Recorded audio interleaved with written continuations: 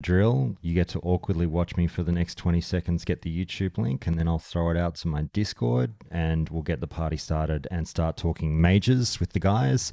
So the schedule for today, everyone, if you're at the top of this YouTube VOD, is mages for about an hour, paladins for about an hour. Then we've got about an hour's, probably about 45 minutes worth of a break, but I'll still stay here and talk to you while we then wait for the druids to start up after that. So you'll get 3 classes today with a little bit of filler chat in between paladin and druid. So something to look forward to, I hope. Here is the link coming in. Where is it? I fucking hate you. Here it is. Beautiful. All right. While we then wait for the druids to start. You don't need to hear that. All right, here we go. Throw the old link out there. Very good. That's done. That's done. All right, and the admin is officially done. All right, let's start the podcast. Here we go. Actually, I'll just refresh the recording, and here we go. So we're on to class call number 4. God, I didn't even start 24 hours ago and we're already up to number 4. We're going to tear through today. We've got 3 lined up today, 3 lined up tomorrow, and then we're all done for a chock-full weekend worth of Season of Discovery class conversations. And right now, we're going to discuss mages, one of the more significantly changed classes for Season of Discovery, given their new healing spec, which we'll absolutely have plenty to say about. Let's introduce our guests. These guys have been on the show in the past, particularly our first guest that I'll introduce has been on many times. We love having him, long-time supporter of the show. Zoran, mate, how are you? Oh, I'm doing great, Josh. Glad to be back. Glad to talk mages as well, the best class in the world. Mate, I know you're a very, very passionate mage fan, so I look forward to hearing you on that. And joining you, we've got Spahana. Mate, what's cracking? Hello, glad to be here. Good to have you, mate. Well, look, guys, we'll kind of go along the same lines that we did with the classes yesterday, and I'll follow a relatively similar format. I'll try and take on the feedback I got from those videos yesterday and mix it up a little bit. But just to start out, generically speaking, Zoran, you are, like I said, an absolute mage fanboy. How did you receive en masse the changes to Mage for Season of Discovery? Do you think it looks fun? So I think I'm in a bit of a different position than most, where I used to main a priest back in OG Vanilla, played it for 3, 4, 5 years, and so before I started playing DPS class a bit more. I come to terms with the fact that I just dislike healing, period, and it's not my game. So I was a bit shocked by the fact that mages got healing. I think a lot of us were, because I was really looking forward to having some fun changes from a DPS perspective. So it completely threw me off, and I think it's safe to say that it's a lot to digest. I think I'll leave it at that because there's really a lot to talk about when it comes to the healing part. But there are some DPS changes as well, which definitely seems to be on the lesser end, I'd say, than most other classes I've gotten. But maybe there's more to come later. Okay, interesting. Spahana, how about you? I mean, I know you've got some, queries or concerns that we'll dive into later on, particularly regarding the healing spec. But overall, I mean, are you trying out a mage? Do you think they look fun in Season of Discovery? So conceptually, I love Mage in this iteration. I'm a Mage main, but Priest has always been one of my second characters almost universally. And what they've basically done is shuffled those two classes together. So are you kind of like, I love what they've done in theory with the mage, but dubious of how it'll work in practice? That's fair. I absolutely adore the concept here. The numbers will have to be a separate conversation. Can they actually fill the role of healer DPS at the same time? Mm-hmm. But as a concept, it's good. Two big disclaimers I'll throw in at the top of this call that I really should throw in at the top of every call, guys. By the way, please keep in mind everything that we talk about on this podcast is being done with such a ridiculously small amount of information. We're fully aware of the fact that we know fuck all about what's been done in totality with these classes through Season of Discovery. We can only discuss what we've seen, which is just a few runes going up to level 25. Who knows where every class or spec is going? Time will tell. So, you know, the devs can obviously have a bit of a laugh at us speculating with almost no information on hand. But then also the second caveat is for your spoiler alerts, guys, we're not going to be discussing data mine stuff, so you're safe with that. It's funny because I keep throwing in exceptions because I made an exception on the hunter call for the lion stuff. We will make one small exception for mages as well, not giving you a data mined ability, but one of the abilities that we heard about through BlizzCon has since been tweaked, and the tweak was found out through data mining. So it's just sort of the way in which the ability deals with the numbers. We basically came up with a group decision that it was going to be okay to still talk about that, considering the ability itself is still out there. So we will be diving into that. But outside of that, don't worry. If you have been staying away from data mine shit, you're cool here, you know, for the very much so most part. Anyway, let's start talking about maybe more the damage side of things before we get to healing. Zoran, you floated something out there just then that I found interesting because I have been talking about the challenge with some of these classes to make them feel sexy and new for Season of Discovery. And, you know, a couple of the classes that have already been highlighted as, sure, they might be a lot of fun, but they don't seem to have gotten a boatload of new tricks and toys added, are things like, well, that's probably the wrong way to term it, but, you know, Warrior and Priest have been flagged as classes that aren't, quote unquote, as sexy as others for Season of Discovery. Now, we've already dived into the Priest yesterday and said, hey, you know, when you look beyond the surface level, Priest actually got really cool and started dispelling some of those initial thoughts about whether or not the Priest had been changed all that much. We'll get to Warrior eventually.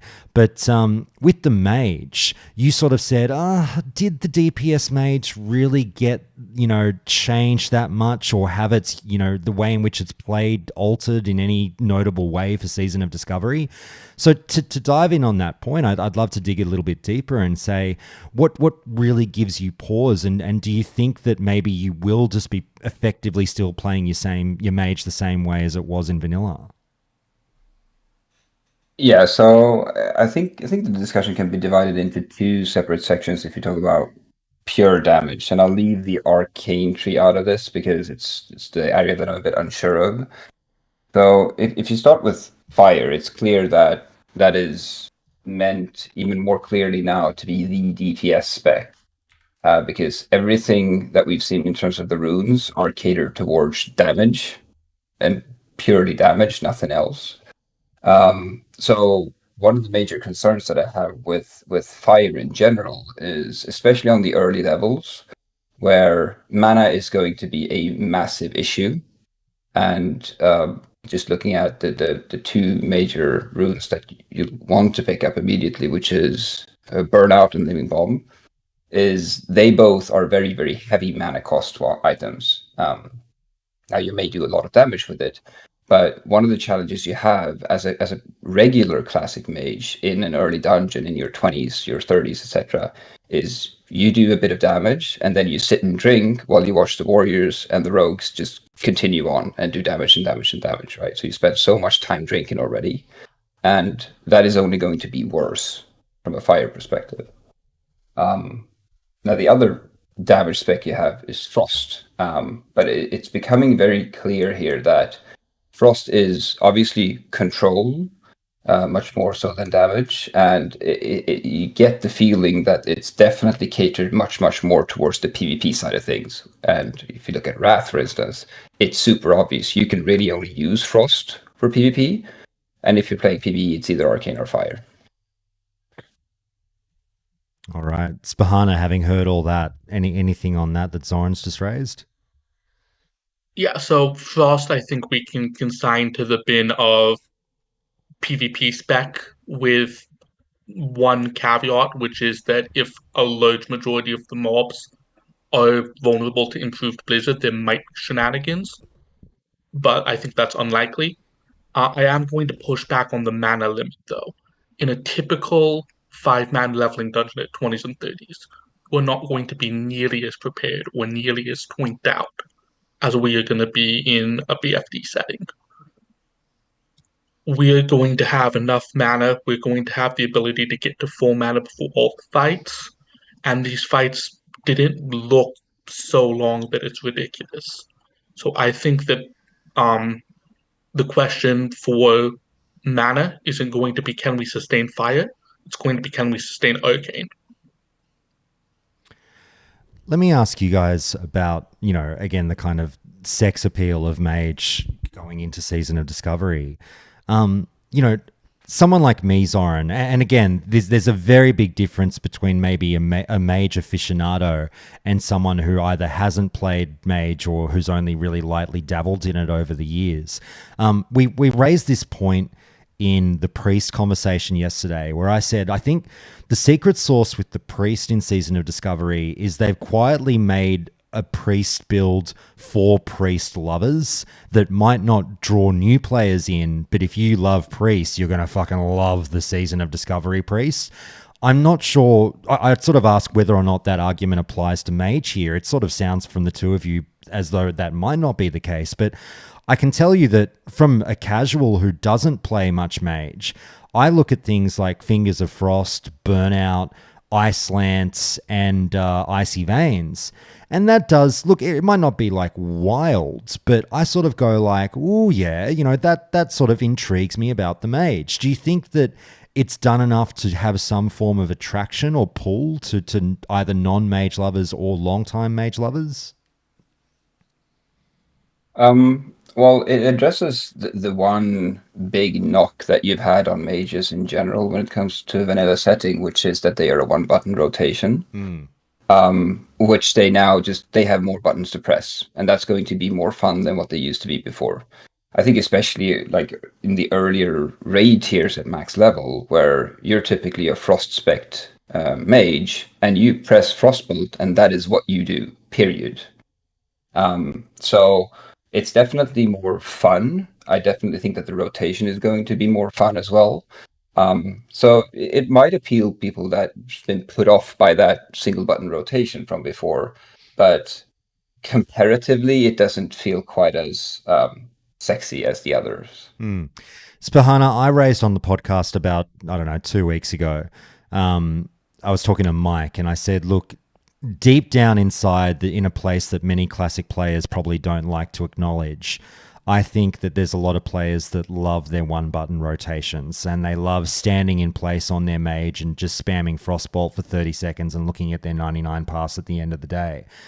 Do you think that what may come to pass, and again, we've only seen a glimpse of it, but what may come to pass with the mage rotation in Season of Discovery will still satiate those classic fans, or do you think that there will be people who kind of lament the loss of the one-button rotation? I personally am lamenting the loss of my one-button rotation. In vanilla, I could play my mage and then I could contribute to the raid through other means, usually as either a raid leader, a GM, etc., and I don't have to worry about me personally doing my rotation correctly because it's dead simple.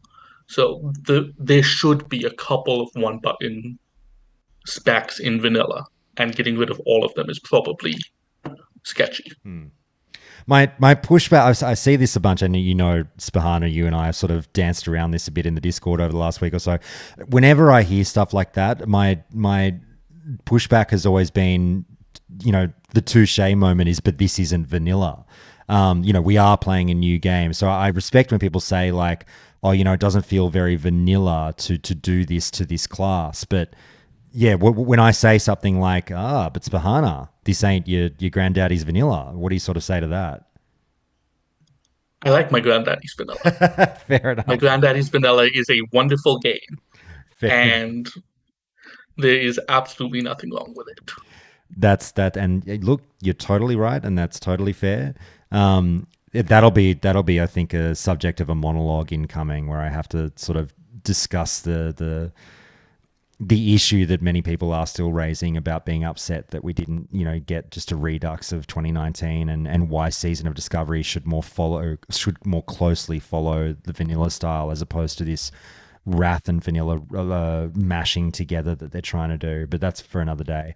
Zoran, mate, what runes or abilities have you seen introduced for the mage? It's funny because we've started out on a rather somber note, which has been a bit different to the other classes. So it's intriguing to get that contrast with mage here. What abilities have you seen that do excite you, Zoran, that you're pleased to see them add? So I think if you look at the frost, the obvious frost runes, right, that you got with Fingers of Frost, which gives you a chance to basically assume that the target is frozen, but it isn't. So it gets the effects of doing so from a kind of damage perspective. And you pair that with Icy Veins, which is obviously just a casting speed cooldown, but also Ice Lands. And you pair that with the talents that you get in the Frost Tree, and you're starting to get to what I think is very much fun gameplay. So for anyone who's leveled a mage in a Wrath setting, you can do some crazy stuff on your own, completely solo, no special buffs or anything needed, no gear or anything needed, where you can basically do like solo AoE farming, but you could do that even for mobs that are shooting you ranged or casting spells on you because of all of the toolkit you have. So I'm excited to see not necessarily what you can do at 25 with this, but more so as you get to the higher levels and you're kind of expanding that frost toolkit to go even more nuts with your kind of solo AoE farming. And kind of building on that as well, which I think is a different maybe tangent to go into, is most of Frost's downside is that targets in raids cannot be frozen, right? Or they cannot be slowed, Right. so they can't be considered frozen. So with all of the new content that we're getting now, which most of them, assumedly would be based on dungeons that we already have that are modified. If we can start, getting those effects from a Frost perspective, it could end up becoming extremely viable. Especially if you might look at going with a bit of a hybrid spec, where you're pairing some of those Frost talents with some of the fire damage talents that you have as well, and you're actually looking at an interesting possible mix of fire and Frost together. How about you, Spahana? What kind of, like, again, I know that there's another version of this game that you might have preferred, but given what we have seen so far and what we know we're getting, what of those runes does kind of lightly intrigue you and go like, oh, yeah? So, first of all, the fact that you can really mix and match, that I'm looking at things like an Arcane DPS mage that takes Burnout and Icy Veins, a fire spell and a fire rune and a frost rune. I can absolutely just do that. There's a lot of these spells that seem like they are traditionally one spec, but they are very much spec agnostic. There's no reason that a Frost Mage, for example, couldn't take Arcane Surge and rely on their mana efficiency to make that a big spell. And then there's obviously the elephant in the room, which is Arcane Mages got Arcane Blast. And that is a big deal.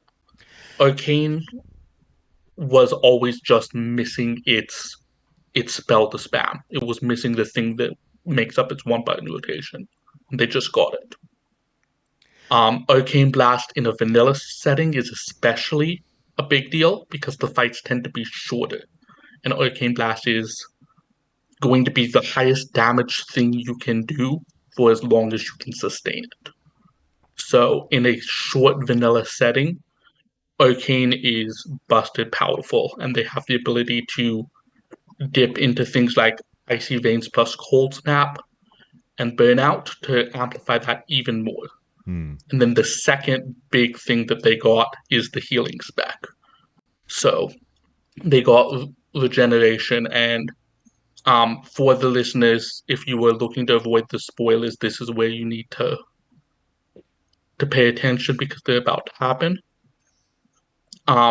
So they have the ability to put a temporal beacon on targets that records the target for a certain amount of time, and then 40% of all of your damage that you do, and this is the change from 100% to 40%, will be converted into healing and then split among all those beacons. Mm-hmm. And that opens up a completely new, unique playstyle for Mage. We'll get into the healing side of things too. Don't worry, we'll have some very meaty conversation about that. I just want to, just before we get there, we'll get there on the next topic. I just want to dive in on one thing you raised, Spahana, which I think is important to talk about. I'll throw it to you, Zoran, and then we'll get Spahana to chime in on it as well. But this goes beyond Mage, and this applies to all classes and the overall design of Season of Discovery and what the philosophy of the devs might be. Spahana just talked about, attempting to be somewhat, spec agnostic, I think he said, or something along those lines in terms of mixing and matching his rune choice. And I applaud the fact that there seems to be real customization there for the mage, that, hey, just because you're an arcane mage doesn't mean you can't take fucking icy veins or burnout or whatnot. Runes that typically seem to go with one talent tree actually don't. You can feel free to get flexible, which I think is fantastic. I talked about this very, very lightly yesterday with other listeners, where I was like, a slight, I wouldn't necessarily call it a concern, because like I get it in a way, but I enjoy there being real choice between runes, where the crude analogy is the proverbial Sophie's choice, where you really can't decide between two of them in a certain slot. And you're like, oh my God, do I really have to give up X to get Y? No. But it seems to be with a bunch of the classes that there really are runes that are specifically designed for certain talent trees. Like Spahana said, oh, there's the fire rune, there's the frost rune, oh, there's the beast mastery rune, there's the marksman rune. Like, I kind of have to take that one. And I think in other expansions, WoW has been criticized in the past for creating the illusion of choice when you really don't actually have a choice if you're playing a certain spec, if you know what I mean. So my question, Zoran, is, are you okay with sort of runes certainly, like 100% being attached to certain specs, or do you hope for a world at 60 where things are unfurled to the point that you get ultimate customization? I'm kind of leading you into an answer there, but you know what I mean. Mm-hmm. Yeah, definitely the latter, right? I think Mage especially has even had that in the vanilla setting as well, where you haven't necessarily been forced to go, in all of the cases, all the way down to your 31-point talent. Now, many did this obviously because it was the optimal choice, but you've definitely seen situations where people haven't, and the Elementalist Mage PvP spec is one of those where you are basically 50% fire, 50% frost. So that is going to be fun, because I think even if there are going to be things that are clearly optimal from a purely DPS perspective, at least in PvP, we will see a whole lot of testing of what's going to work and not work. And I think there you'll see a lot of mix matching between different runes to just solve for different situations and different opponents. Because PvE is far more scripted, it's just you're generally going to go for one specialization and just do that. So you're either going to just heal or you're just going to DPS. Where they tried to do something different with the Mage, obviously, where it's kind of like aiming to be a combo healer, but strictly from a rune perspective, if you're doing the healer part, you're going to have to pick all of the healing runes. You're not just going to pick, say, one of them so that you can do a little bit of off healing, because they're kind of tied together. But definitely from a damage perspective, you can. I am going to challenge that, and I'm going to challenge that pretty hard. I think that not only can you not take all three and you can heal with just one, I think you have to. I think that if you're playing that combo style, you have to just take the single target heal, because the single target beacon in the chest slot, you have to take regeneration, and then you have to take Arcane Blast. Because your healing is split, unless you were doing Arcane Explosion shenanigans, you can't put enough throughput through multiple beacons to matter. And also, you don't have the flexibility in choosing your targets, so you are pigeonholed into tank healing. You have to just take regeneration, put it on the tank, and then blast with Arcane Blast. And if you tried to take all the healing talents, well, regeneration costs, 40+% of your base mana. Mass regeneration costs 70. You just don't have the mana pool. You cast 3 or 4 heals and you're out of mana. So I would definitely agree that the AoE, the mass regeneration one, has a lot of issues with it, and I also believe that it's not necessarily going to be too viable. The one rune that is definitely tied to the others though is the glove rune, rewind time, right? Where you're, you need to pair it with something else, right? That's in the Arcane Blast slot. You can't take that rune. Rewind time is dead. All right, well, let's dive in on the healing thing now. I'll just say, sorry, Prophet in YouTube chat. I'm not sure if I worded it horribly. I hope not, but that's exactly what I was getting at when I was saying about giving up X to get Y and having that tough decision and choosing your specific path, as you've said.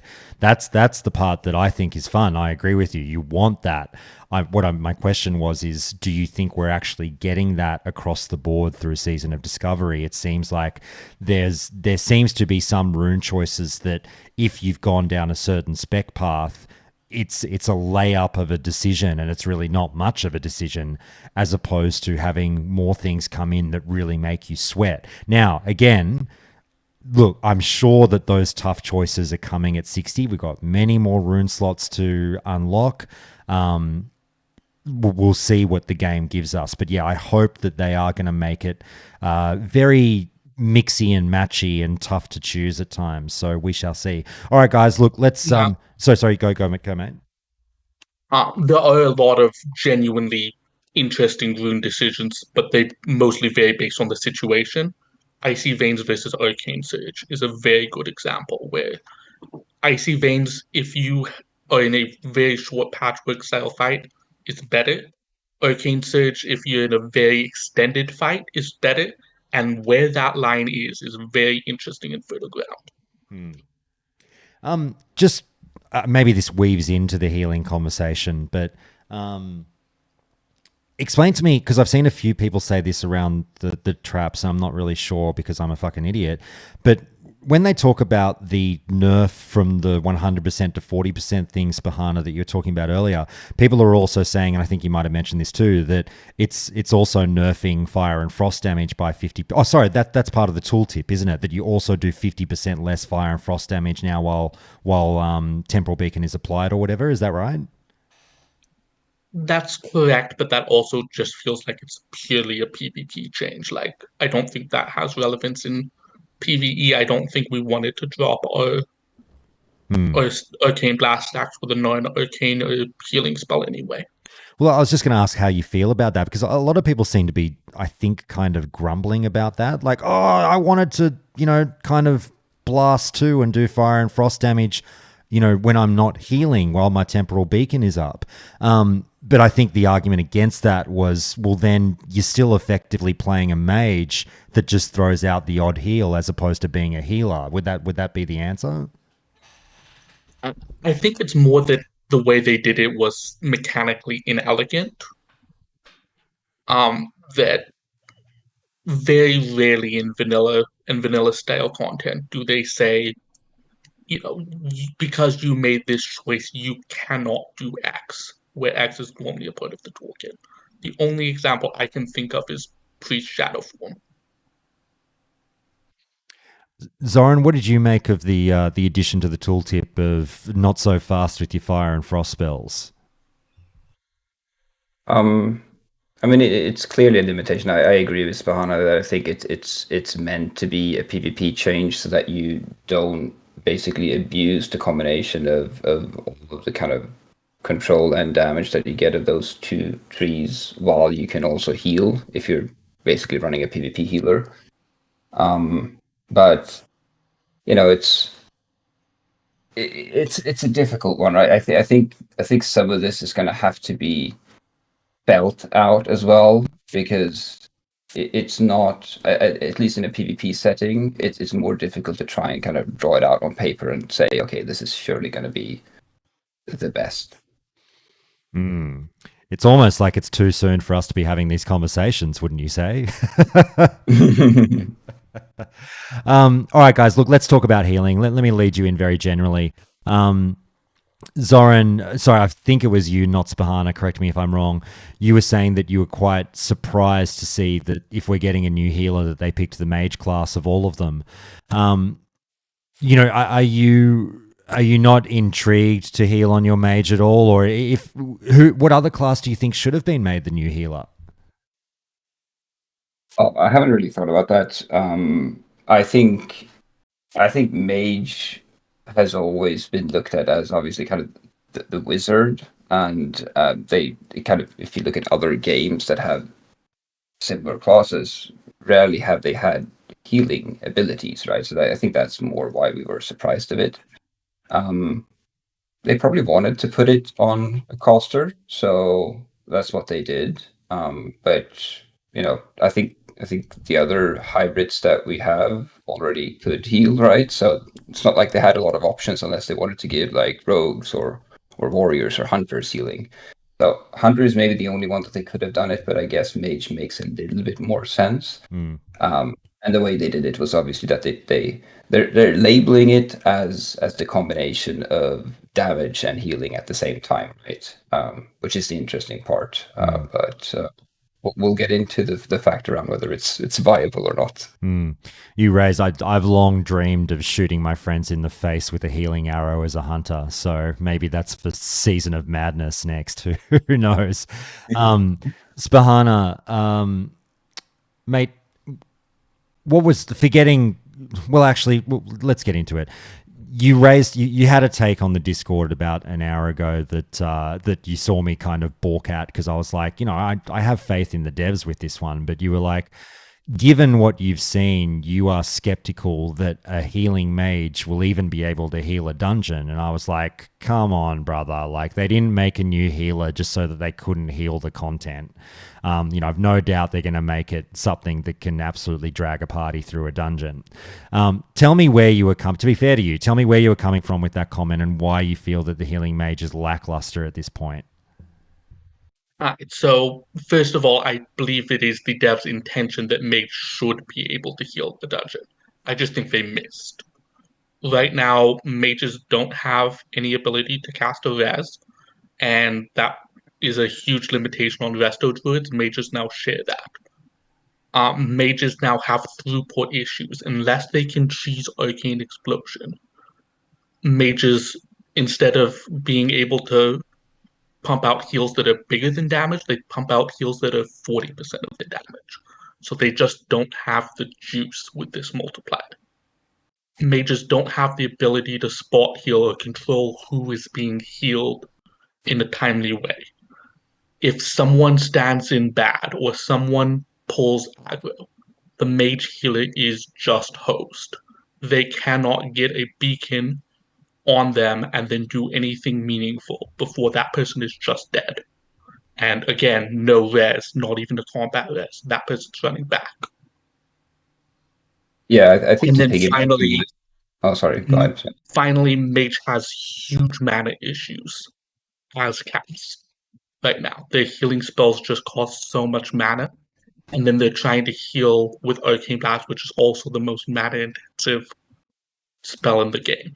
And if their healing niche was just the healer with mana issues, with a healer with no res, with a healer with limited throughput, or the healer with limited context switching.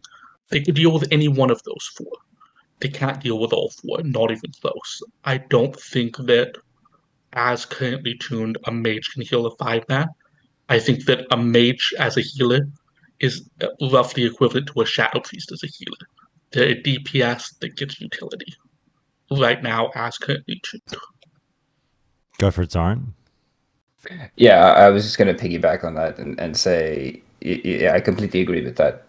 Everything that Spiana said. Like, if you have a situation where you do need to swap your target to heal, your way to put up the beacon is a heal over time. So it's like being a Resto Druid and you're seeing someone is about to take damage and you throw a hot on them, which you don't do, right? You throw a big heal instead. So that's the first thing that needs to happen. And then the second thing is, you need to also, if you're running Arcane Blast, which we're assuming we're going to have to here, you're going to have to juggle your stacks of Arcane Blast as well, which basically it does more damage and therefore more healing the more stacks you have. And then you need to manage to be able to drop them at the same time. And that is a very complex thing to do. If you're juggling damage and healing to be able to do that single target healing on your beacons. Because the number of stacks is defining your output. So it's going to be a very, very complex healing class if it is supposed to be viable. And I should put an asterisk here. I'm not saying that there will be no case where a mage can get through a dungeon. I'm saying that it will be rare and it will be stigmatized. It will be the equivalent in vanilla of a hunter going in and taking a dungeon. Can it be done? Yes. Have I seen it done? Actually, yes. Is it good or accepted in the community? Honestly, no. All right. I'll say this much. I think that the mage healer is probably the spec that has the most to be unveiled. Like, I would set up the foundation of being like, and sorry, I'm gonna say this aggressively, but I'm not like clapping back in your guys' faces. I'd just be like, there's no fucking way that they've built this brand new shiny toy that is one of the selling points of this new season. Like, they've got to move units. They've got, hey, tank shaman, healing mage, all this shit. There's no way that they haven't looked after this new spec. They want people to, because like let's be fucking honest here, half the people playing this thing are going to dive straight into one of those new specs because that's the selling point to them. Oh, I've always wanted to heal on a mage. I've always wanted to tank on a shaman. I've always wanted to tank on a warlock, blah, blah, blah, blah, blah. They fire up that character straight away. They get it to 25. They get their runes that lets them play their new spec. And then they enjoy that new style of gameplay and sort of feel out whether they're, it's all they've ever dreamed of or not. I can't see Blizzard, one of two things. I can't see them leaving it in a shitty space at 25 because that's going to be the first sample point for all these potential new subs that they want to keep. And also I can't see them, making it or leaving it shitty at 60 when again it's still something that people want to try out in raids. You go, I'd love to go to MC as the healing mage and see how that goes. Like I just, even though it's tricky because it's new and balancing these numbers in MMOs is very hard and everything, I think that they're going to get a lot of love because of the importance of them, if that makes sense. Does any of this make sense to you guys? Sure. One point that I think needs to be raised is Mage as a whole is not in a bad spot in Season of Discovery. It is a very, very strong DPS, especially in short fights, that provides real utility. It provides, meaningful throughput onto the main tank as a healer. Not enough that it's a healer, because unfortunately right now, as tuned, it's a DPS. Full stop. All right. I'm going to shit on the dooming there, Spahana. I have to.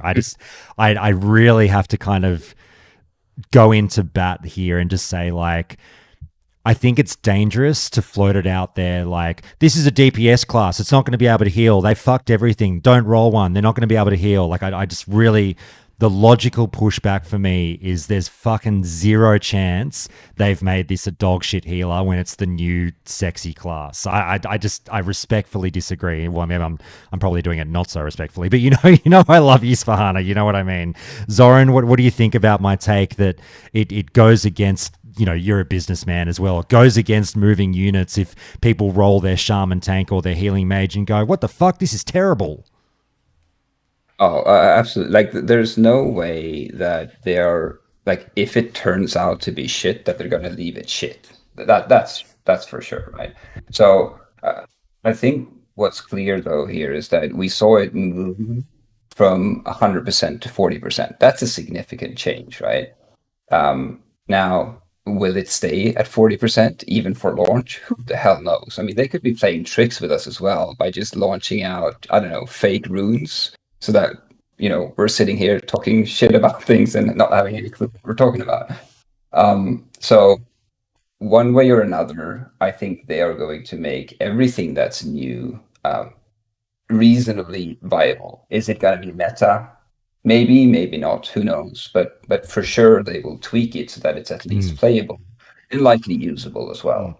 Well, the meta point is a good one, and Spahana, that's where I throw it. You know, credit to your point there, where like I'm not saying, nor necessarily should it be the case or not, that, you know, Mage Healer is going to be the quote unquote best healer for the sweaties.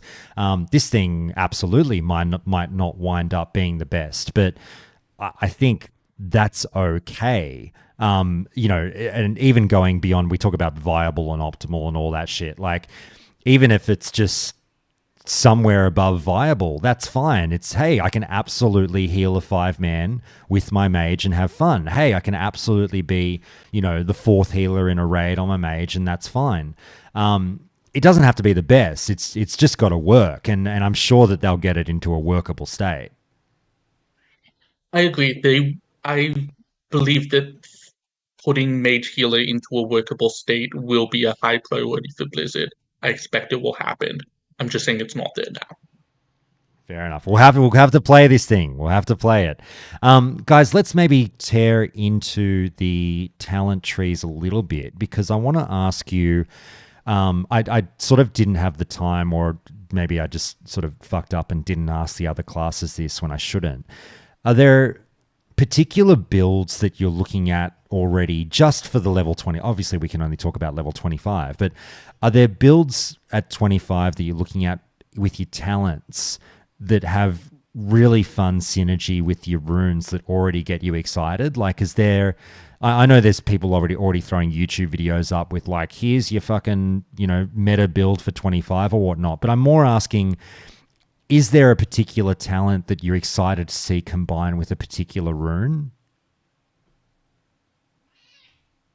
Well, I can go first. So I've looked at kind of the trees individually just to see, obviously, kind of how far do you go with 25 as a talent point. And I think that within the Arcane tree, I think you'll likely focus on the mana regeneration part of it. So getting things like clear casting and improved Arcane Explosion and things like that. So you're not getting very far, but you're getting meaningful talents in the Arcane tree, and you can still get the hit talent from the Frost side, which is extremely useful when you're leveling.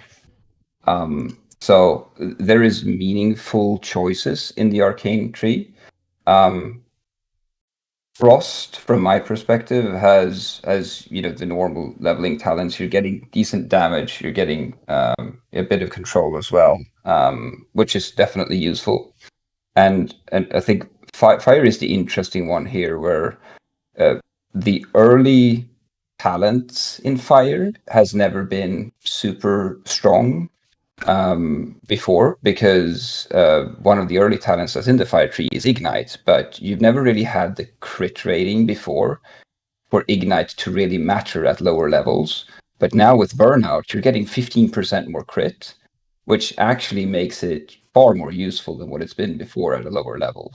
So kind of the interaction of these are quite interesting, but it definitely seems that all 3 trees have meaningful choices, where Arcane is the one that probably focuses the least on damage, at least. Yeah, so there's 3 points in the mage talents that should be brought up. One of them Zoran just brought up, which is ignite and burnout synergy is something to watch for fire mages. The second one applies to all specs, but it's the interaction between cold snap and icy veins, which is a very common interaction once we get icy veins in TPC. But I would not be surprised at all if you saw Arcane Mage and maybe even Fire, but Arcane Mage specifically put 11 of their 15 points in Frost, picking up 10 useless talents and Cold Snap to get a second go at Icy Veins. And then the third thing is because they're giving us the completely unmodified talent tree, improved Arcane Explosion in TBC, in Wrath, in every version of the game that had Arcane Blast would apply to Arcane Blast. But in this version, it doesn't. So Arcane just loses out on 6% crit that most other expansions would have given it. Just to latch on to something you've said there, Spahana, I'd love to hear both of your guys' thoughts on this. You said they're giving us a completely unchanged talent tree for the classes. As far as I know, that hasn't necessarily been confirmed. Now, don't get me wrong, 99% of us would guess that the talent trees have not been touched, but it's not outside the realm of plausibility that maybe some light tweaks to the wording or whatnot may have been done to line up with some of these incoming runes. Do you guys actually think they should leave the talent trees untouched, or that they should adjust them to synergize with runes? I genuinely don't know how I feel. I'd love to hear from you. I would go for a light touch. I would definitely put improved Arcane Explosion into its TBC state, but I think that's literally the only change I would make to Mage talents. Zoran, how about you? I'm on the fence here because I feel like if we start going down the route of kind of catering to talents in together with the runes, we're going to very quickly go down the path of basically getting more or less your Wrath talent trees. Right. And I think what's fun with the runes is that it is a way for them, and I think this is why they're probably not going to touch the talent trees as well, is that the runes is something you can take away from your character. So I think there's a play here where you're setting yourself up where you can just strip out everything from a Season of Discovery and make the character, I guess, still fit into like an era if they're doing transfers to that later, which technically could be done for talent trees as well, but it's just one less complication that they have to think about, where runes is really the only thing that's new here. Yeah, and you're kind of with me. That's why I say I'm a bit undecided on this one, where I do wonder if the talent trees are really that house of cards, that it's the system that holds up the structure of vanilla or classic WoW. And whilst I've said this isn't vanilla WoW, they're still using it as, the framework of the house. And if you pull one thing out or change one talent, then maybe everything falls apart. I don't know. But it's interesting because obviously private servers have tinkered with the talent trees, and I've not heard of that necessarily being game breaking. But then Blizzard's rune system effectively is them changing the talent trees, I guess you could argue. So yeah, I'd sway to your side, Zoran, and say it really, as much as you can sit there and wonder about it, it probably is for the best that with the rune system being there, that they just leave the talents untouched.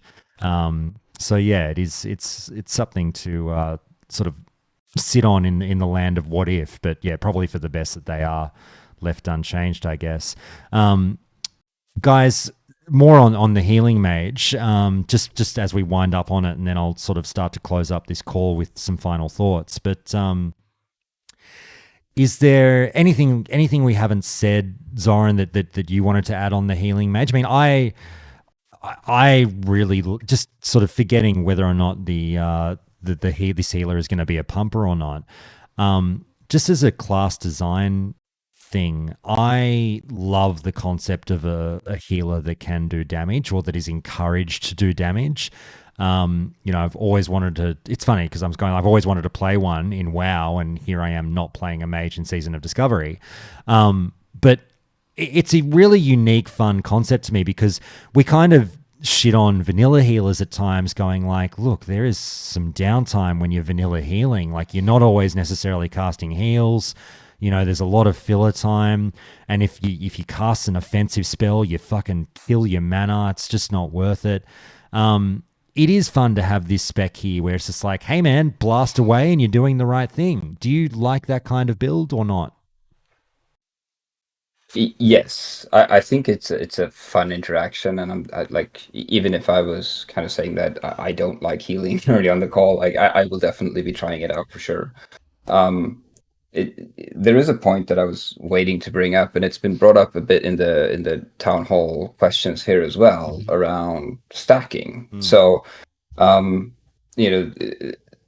could definitely be an interesting situation here where you could definitely look at replacing a lot of DPS with a lot of mages that basically just blast down the boss while keeping your single target healing there. So if it's like a tank and spank, like a patchwork type fight, you could essentially just stack a whole bunch of mages and they all just burn down the boss with the beacon on the tank. And so long as it's not, limited by having a single mage beacon on a single tank, then if everyone's putting their beacons on that main tank, you could see some crazy style things similar to what we saw in TBC for the King Mulgar fight, where you saw basically 25 mages just burn down the boss in 9 seconds. He just died, and that could be something that happens.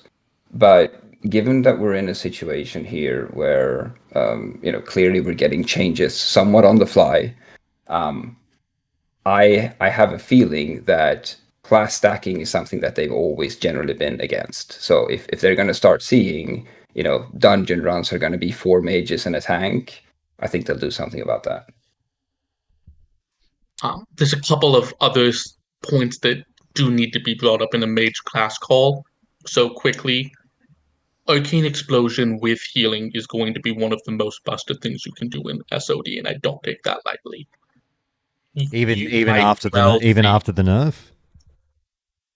after the nerf. Okay. You might well see, especially after limited invulnerability potion becomes obtainable, a lot of trash pulls being pulled into the boss and just kept alive for the mage to AoE. The mage AoEing a pack of skitters and knacks or all the core hounds. Like in Molten Core, you can literally pull all 5 packs of core hounds, Lucifer and Magma, and the mage can just AoE and keep everything alive through that with Arcane Explosion. The second thing we should go over very quickly is Mage is going to be much more powerful Horde side than Alliance side because its core role is going to be a tank healer, and Paladins are nutty at that role, whereas Horde side there is no good tank healer, and priests get pigeonholed into doing it. And then it's a little bit more important to pick the correct racials with Arcane in the game now than it was in vanilla. You really want to be a gnome for that intellect, that bigger mana pool. You really want to be a troll for Berserk. Zoran, anything on that? I couldn't agree more. I think, especially if you're talking a PvE setting, I don't think there's ever been any question, and that remains the same from the race choice perspective. I've actually got a question though, maybe for Spihana around this as well, which is, we've kind of mutually agreed here that kind of Arcane Blast is something that you'll need to pick up. I would have preferred to have the TBC version of Arcane Blast instead of the Wrath version, where it, instead of increasing damage, increases cost time, which I think is just a more fun way to play the game, where you can control your cost time more than control your damage. And I'd like to hear your point of view on that. I think GCD cap would be a little bit of an issue at times with that.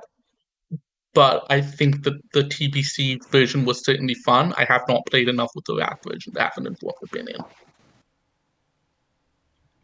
One thing to definitely note is that the spell the spell you use to drop your Arcane Blast stacks does get the benefit of it. Yeah, that's very true. All right, guys, we'll hit the home stretch on this one, and I'll weave in one of the questions from YouTube chat because it sort of lines up with the final question I had for you guys anyway. Someone was raising, sorry, I'll just find it in YouTube chat. A couple of people now have raised, hey, what about like Frostfire Bolt? Do you think that we should get that? Timothy said that, and I think it was also raised by, I don't have my glasses on, someone else. What abilities or spells from TBC or Wrath have we not had announced for Mage that you are really, really hoping we get to see in Season of Discovery? And I should add, someone took me to task for this yesterday, and rightfully so. Don't just feel bound to TBC and Wrath. Fuck, if you make up your own ability, what would you love to see added in Season of Discovery that we haven't heard of yet? Zoran, have you given much thought to this? Not necessarily in terms of new spells, but there's a pretty iconic spell that we got very early on in TBC, which is invisibility. And I have a strong opinion about this, mostly from a PvP perspective, but I love invisibility. I think it's a fun way to kind of interact with the PvE side of things, with being able to kind of stealth through mobs or drop your threat mid combat and things like that. It's a very, very fun spell to play with, but I can see it being quite broken in PvP. So that's one thing that I'll be looking out for sure, to see if it's something that they bring in or not. Spahana, how about you? Things we haven't seen yet that you're hoping to see? I don't have a ton of experience with vanilla onwards, but the one spell that sticks out to me that I would like to see is actually Rune of Power. And I'm not sure when that got introduced. For me, it's always been kind of a retail thing, but I think that would be interesting in the vanilla environment. All right. Nothing wild and wacky that you could conjure up on your own, that something OP that mages should be able to do that would be flavorful and lines up with kind of the lore of the mage? Well, I think in the Frost Tree, you could definitely do a lot of fun things from a crowd control perspective, like an AoE Frost block or something like that, similar to what you're seeing with the fights in ICC, right? It's all, when you're letting your fantasy play out, it tends to lean on the overpowered side of things, right? Where you're wanting to do everything. But Frost is like, that's typically why I love Mage, because you can do so much on your own as well. And I think if they give us some fun tools to play around with, I think it's going to be a success. I'll yell out one ability that I'd love to see that could never, ever, ever work in a million years. And when I say this out loud, you'll all realize why I'm not a fucking game designer. I want the Terminator spell. And I'll tell you what I mean by that. I want like you could do it like a Curse of Doom type thing. I don't know how you do it, but throw out this fucking absolutely unbelievable frostbolt at your target. He gets hit with a debuff, and after 1 minute of being, afflicted by this ice or slowed down or whatever, I don't know, it wouldn't be slowed for a minute, but I just want to see it shatter into 1,000 pieces like the T1000 at the end of T2. That's all I've ever wanted from a Frost Mage. Well, you have to ask Egan that. They got to write my letters for that one. I think the spell you're actually looking for within the Mage class fantasy is Pyroblast, so maybe some kind of empowered version of that. Yeah. I know obviously we've got the shatter talent there in vanilla, but I actually want to see it on the screen. I want to see my enemy just fucking blow up in front of me in shards of icicles. Well, sorry, Josh, but I mean, I'm not. Have you played Wrath Mage anything at all? Wrath Mage, no. Mm-hmm. So we are getting Living Bomb, and they just quickly touched on that. Living Bomb is an absolutely fantastic spell. Like, it's one of the most fun spells in the game to actually play with. because you're basically putting a dot on your target and it literally blows up after 12 seconds, right? And it does massive AoE damage. And the way there's some fun things that can be done with this is that you can basically just run around, put a living bomb on a lot of different targets, and as they're chasing you, they're starting to group up, right? And they start blowing up on each other. So a lot of mages use this early wrath to actually level. I did this myself, right? Leveled in one of the early dungeons in Utgard Keep, where you're just running around in circles in the first room, and you're just living bombing the shit out of every single mob. They can't catch you, and they're just dying. So it's kind of what you were asking for, to be honest. It's already in the game, so I think you should try that. Oh, but with that one, as you can't do the following, Zoran, which the best suggestion has come from Hunk, which is if we're talking about my frost spell when they blow up into 1,000, frosty cool pieces, I get to deliver the line, and you'd better believe I'd have this macro spamming it. Ice to see you.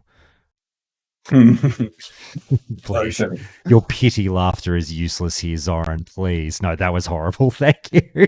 All right, guys, look, we might wind it up there.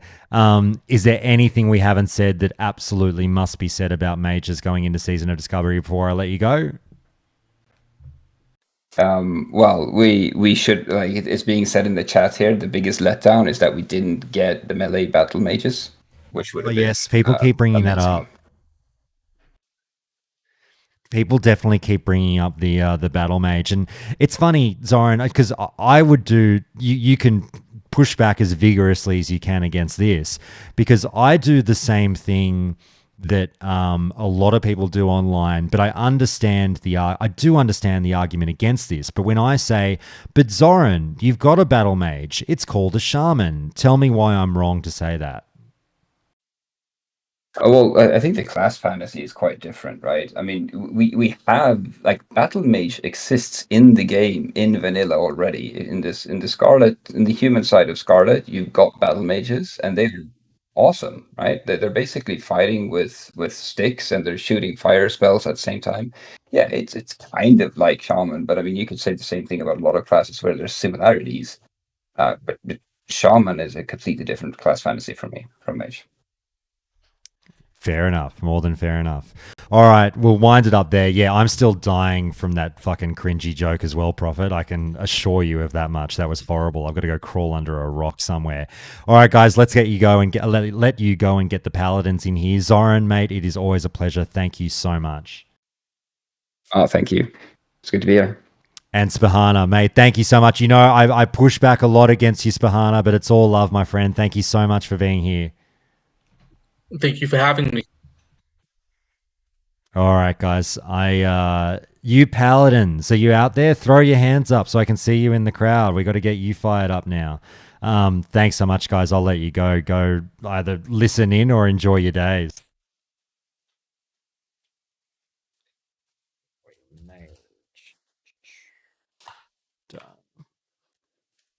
Okay. There's one of the paladins. Here we go. Hey Tariak, how you going? What's going on? Good yourself.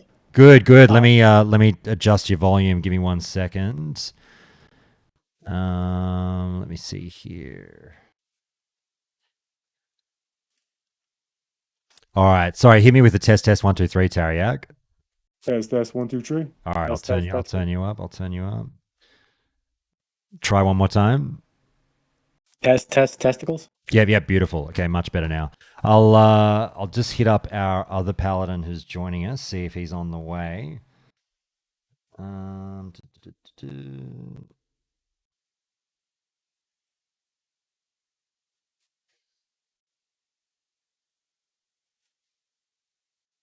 right, he'll be here any moment now.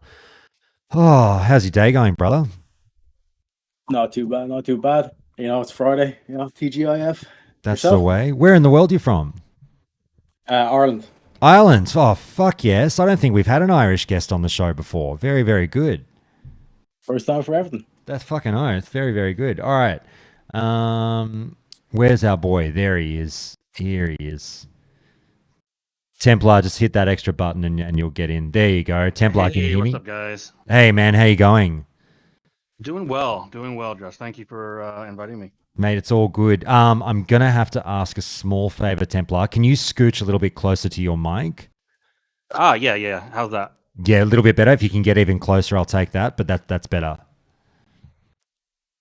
I think we're gonna be. Yeah, that should be better. Yeah, all good there. Perfect. All right, guys, let's get this party started. Bear with me 1 second, and I'll hit the record button.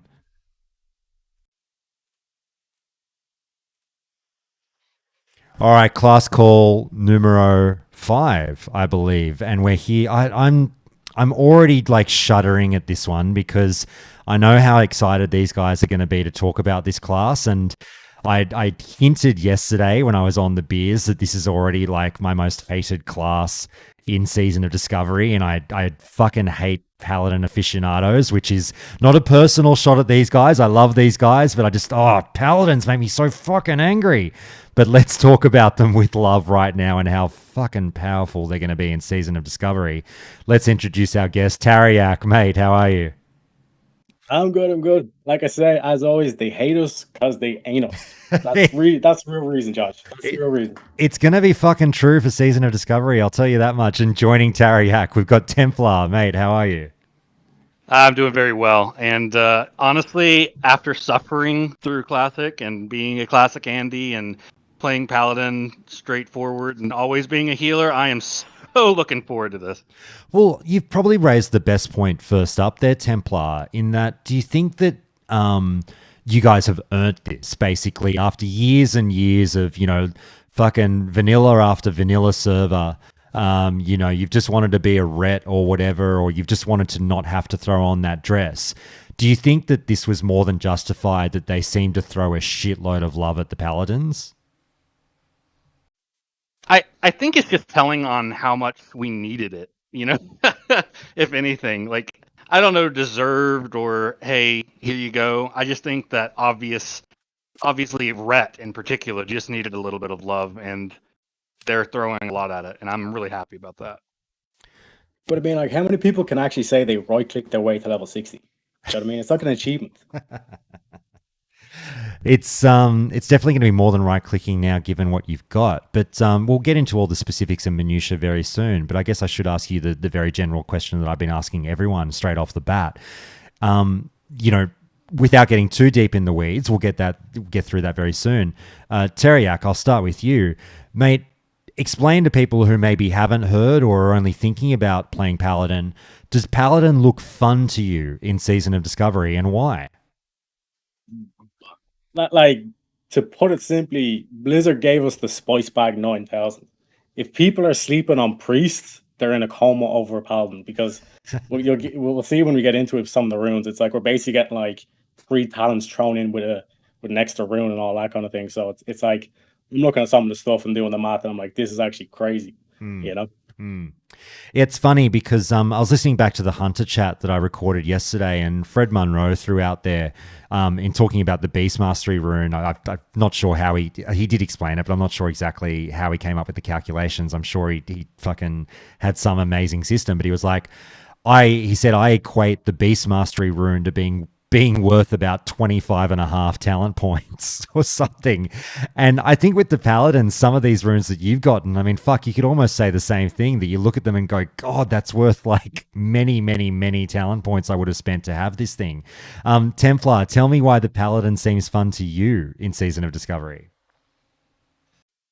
I mean, I'm looking at it like, not only with the runes that we've got, but also knowing that there's more to come and trying to imagine the various combos that can already be done with the runes that we see, adding to the ones that we're going to get. And they've said a couple of times that they're wanting to add spells that we've seen before that might be familiar. So, my brain goes haywire thinking about what we could possibly get. But even just what we have, Crusader Strike, that number one, there's a reason why there is a shear the second that they said that on the live reveal. That's huge. That's massive in of itself. Mate, you raise an interesting point that I wanted to bring up yesterday, but I didn't. One of the more intriguing factors around Season of Discovery for me has been obviously the fact that we know next to fucking nothing, but also The decision process on the classic team's behalf in choosing what to unveil, I think, has been almost like a bit of a meta game in and of itself. They had to decide, what are we going to give these guys by 25 that sells people on this thing early and also is cool to reveal, but also we can't show all our cards at the start. We need to leave some cool shit for later. So what do we do here? What do we pick and choose? And I look at something like the Paladin class and, obviously hear you guys frothing over Paladins already, and many, many people online are doing the exact same thing as you guys. But I do wonder, and this is not to say that Paladins are going to get worse or anything. I'm just sort of saying, do you think they've front-loaded the fun Templar for Paladin in the unveiling of what you get at 25 to kind of sell it a little bit and get you guys involved in Paladins early? I think that's a definite possibility. We don't have any idea on what runes they are going to come out with next. I have some of my favorites, thinking about Art of War. Letting melee attacks reset exorcism to kind of go along with that exorcism glyph that we get right now at 25. That would be really cool. You could also open up with an Art of War. You could also open up like a Shakaden again that could actually be viable in raids, which is basically just a mana battery with Seal of Martyrdom would be really cool. Unbound Freedom, just to let us get freedom when we cast it on somebody else and get movement speed. That would be huge. So, it just depends on what they decide to give us. But even smaller things that come later, I think is going to be good. Same question for you, Tariak. Because a lot of people are saying, fuck, if this is what Paladins have now, like surely they can't give them the world later on. Do you think they've front-loaded the fun? I'm a bit skeptical because, as a Paladin, I'm always one eye raised at what the Warrior's getting. So if you notice, the Warrior only really got buffs, nothing really kind of new in terms of groundbreaking abilities and all that. So I think in terms of the later stages, Paladins will be more so getting maybe Avengers Wings, something like that, but just kind of stat boosts that the Warrior kind of got. Because already, they put in basically an extra seal, so potentially seal twistings back on the table. You have basically fundamentally the Wrath rotation in the game with the same cooldowns, like Crusader Strike being 4 seconds, which means potentially my macro is on the table as well. So that's 2 ways you could potentially raid as a re. And then there's 3 ways to tank, including 2-handed tanking and shotgun tanking. So it's already with just the runes they've given us, there's a lot on the table. And we're not even getting into Holy, where they basically have the Shaman's utility belt. They just basically stole Batman's utility belt. You said the magic word there, because that's the question I was going to raise next regarding Shamans, just to weave into this Paladin chat real quick, because as much as you guys love your class, and I'm sure you love the Alliance as a result of that as well, it might be tough to answer this truthfully if we're talking about true sort of game balance or faction balance, but I just throw it out there and say, everyone, I can't stress this enough, I keep saying it, everyone really is salivating over Paladin. Do you feel that Blizzard needs to return a relatively equal amount of love to Shaman and make them equally cool later on, or equally tantalizing, to number one, retain faction balance, but also I don't know, I get the impression, methinks that there's some maybe too many Paladin fans on the classic team. I hope there's a Shaman fan out there too on the dev team to make sure that things remain at parity. How do you feel about, Shaman getting mirroring you guys in the cool department through SOD?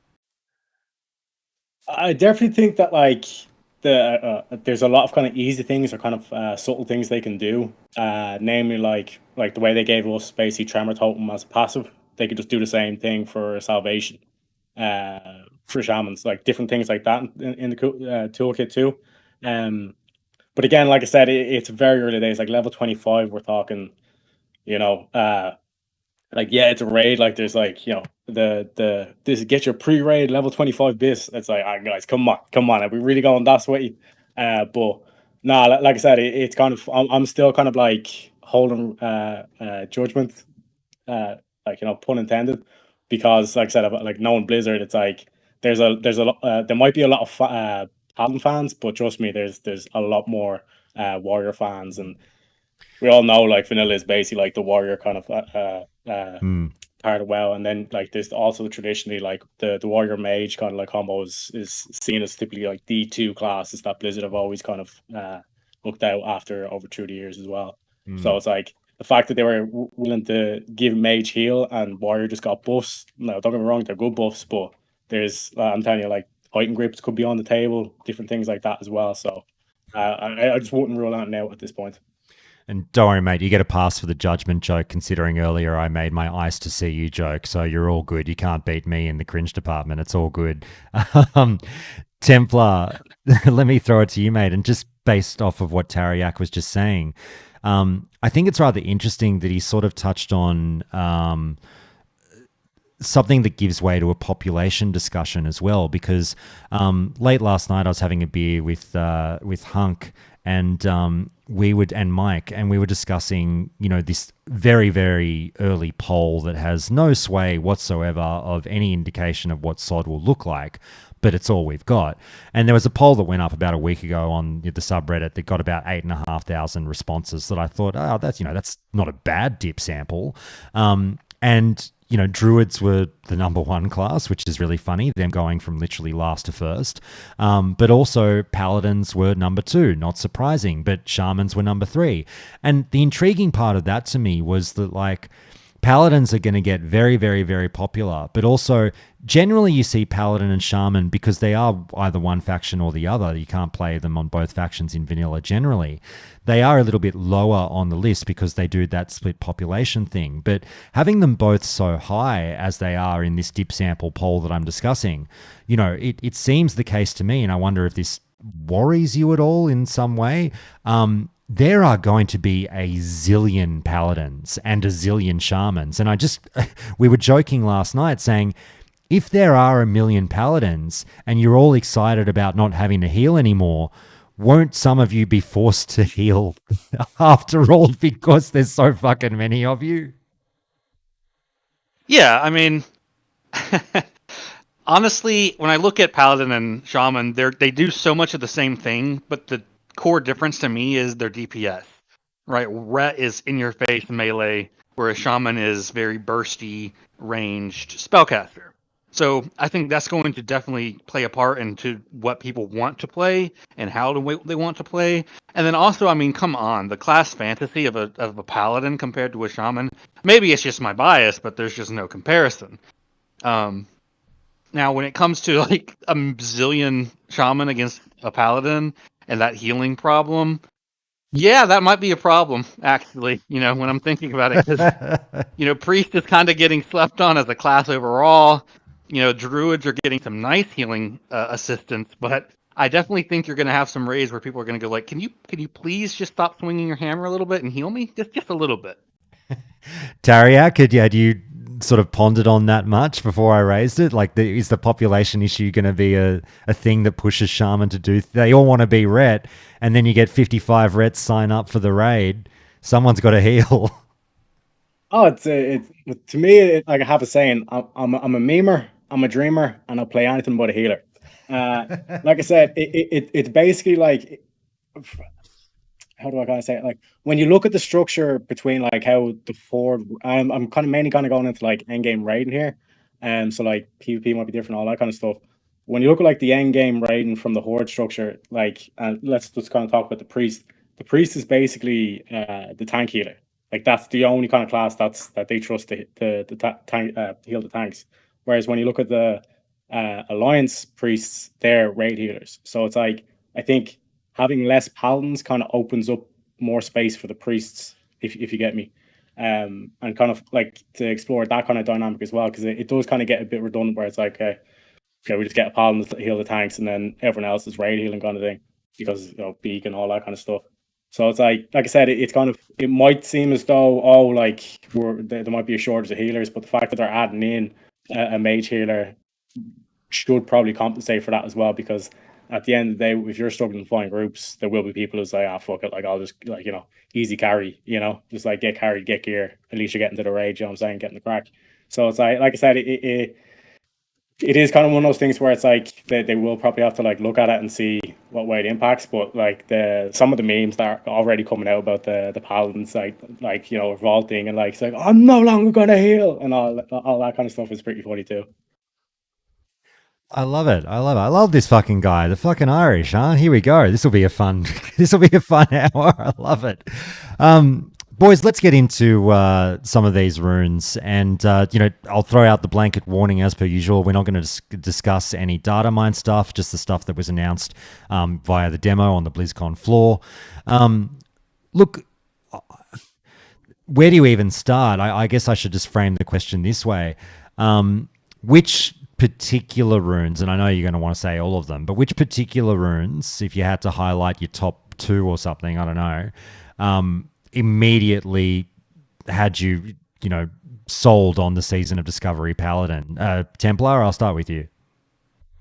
I mean, Crusader Strike is number 1, easy.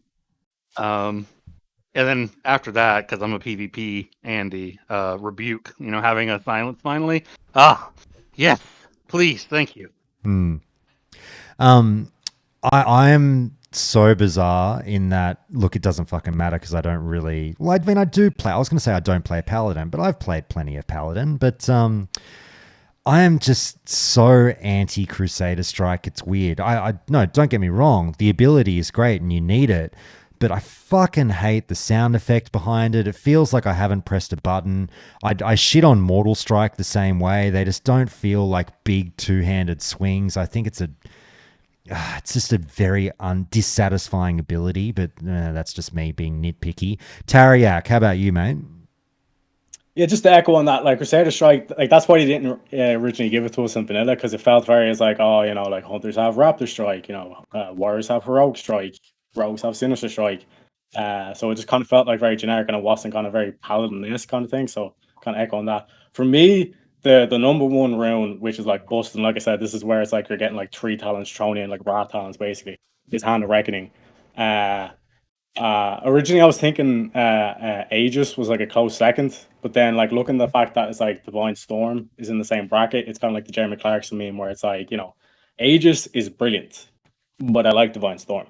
You know what I mean? Because like think about it, running in Consecrate followed up by Divine Storm. Oh my god, like Paladin tanks, best AoE tanks, you know what I'm saying? And then like I said, I'm coming at this from mainly a tanker perspective, obviously, but like endgame raiding, when you look at like the majority of the difficulty is basically just getting to the boss. The boss is basically loop pinatas. It's like the trash they want to go on. So the fact that you have like Divine Storm available as a tank, you get like addition like with Seal of Righteousness that doubles the proc rate of weapons, and then Divine Storm is going to apply all those 4 hits to 4 targets.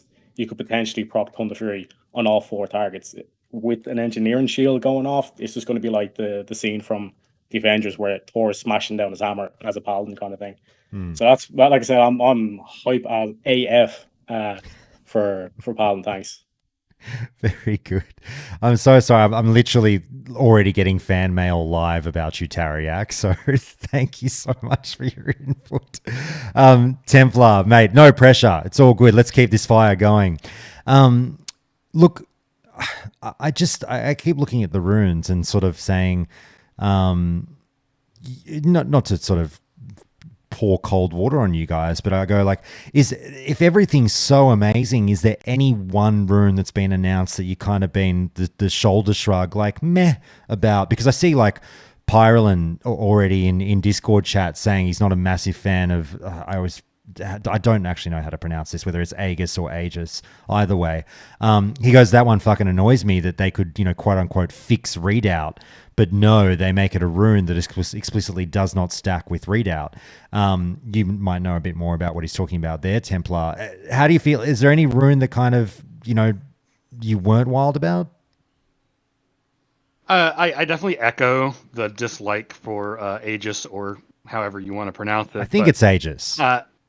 Mostly just because of that problem we've always had an issue with the talent readout, and I would have also preferred them just to fix that.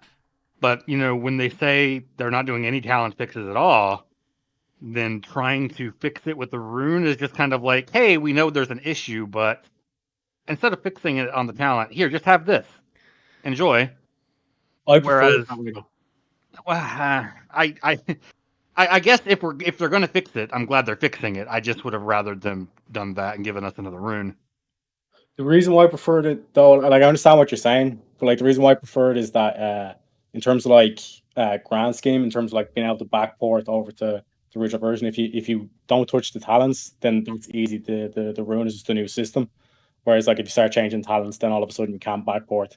But yeah, like it's um it's kind of like a Pandora's box. If you change readout for Paladins, then you know ferals and like everyone else kind of asks, oh, like why can't you give us this or that kind of thing. But like I said, it like Aegis does kind of. And I think originally when like the videos I've seen, people thought it was like it increased your block chance by 30%, but it's block value, which is kind of a lot of people kind of feel as though that's underwhelming. But you need to remember what Aegis like for deep pro for Holy Shield, Kamaikin. That's basically like a damage buff or a threat buff for your AoE. Because if that procs, which you should with like 4 mobs, you proc that, your block chance with Holy Shield goes up to like 70%. So your Holy Shield basically goes out almost instantly. So you're basically like Holy Shield basically becomes like an instant cast spell almost. So it's like for deep prot, that's basically a damage ability. But like I said, for me, because I'm going shocker and tank, I prefer the Divine Storm. But that's the way you need to look at Aegis. So it's like on face value, it doesn't look like much, but when you look into it with Holy Shield and then the engineering shield and all that kind of stuff, where it's procs off blocks, that's where you start to get really spicy with Aegis. Let me ask this question, guys. You know, with how happy you are generally with Paladins at 25, you know, in that race to 25, which kind of Paladin do you think won the most with what's been announced? Ret, Prot, or Holy, if I had to really push you on that one? Teriak? It's hard to say, man, because honestly, like, they just gave everyone so much. Because even, like, you say, like, okay, they gave Prot Paladins so much stuff and they gave Ret Paladins.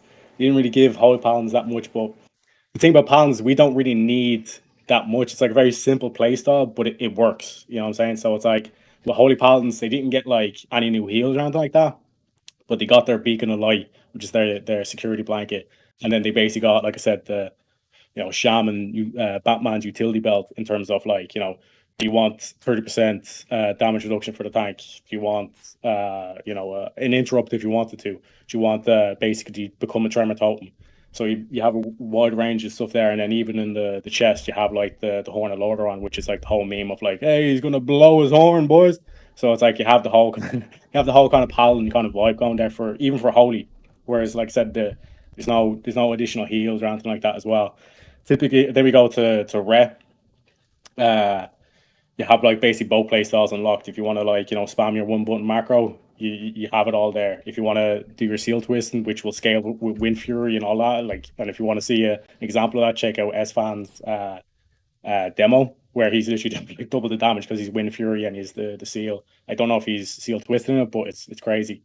And then, like I said, in terms of protection, it's like world's your oyster, because like even the two-handed tanking is going to be crazy with the new seal and be able to do that, because that strategy relies on basically charge on reckoning stacks before the pull, and then you basically run up to the boss and you hit him with a wreck bomb, and you basically have Ood as a threat at the very start, and you're just popping armor potions, all that kind of stuff. So it's like everyone and anyone who had like played Paladin basically has at least something to cater towards, like all 3 specs, and like that's what I'm saying. Like I don't even know what they could possibly add. Like, yeah, give us wings, but I mean, guys, like they've already given us the world, Interesting. Quickly before I throw the same question to you, Templar, in referencing the meters that we saw on that floor gameplay on S-Fan stream of the Ret Paladin, I mentioned that on the podcast, I think last episode as well, just that there was that great disparity between what he was doing on the Ret Paladin versus all the other classes in BFD there. I think you let me know whether you feel this is an important caveat to add to that, Teriak. I just wonder if, you've got someone in there who has pretty much exclusively played that class their whole fucking WoW career.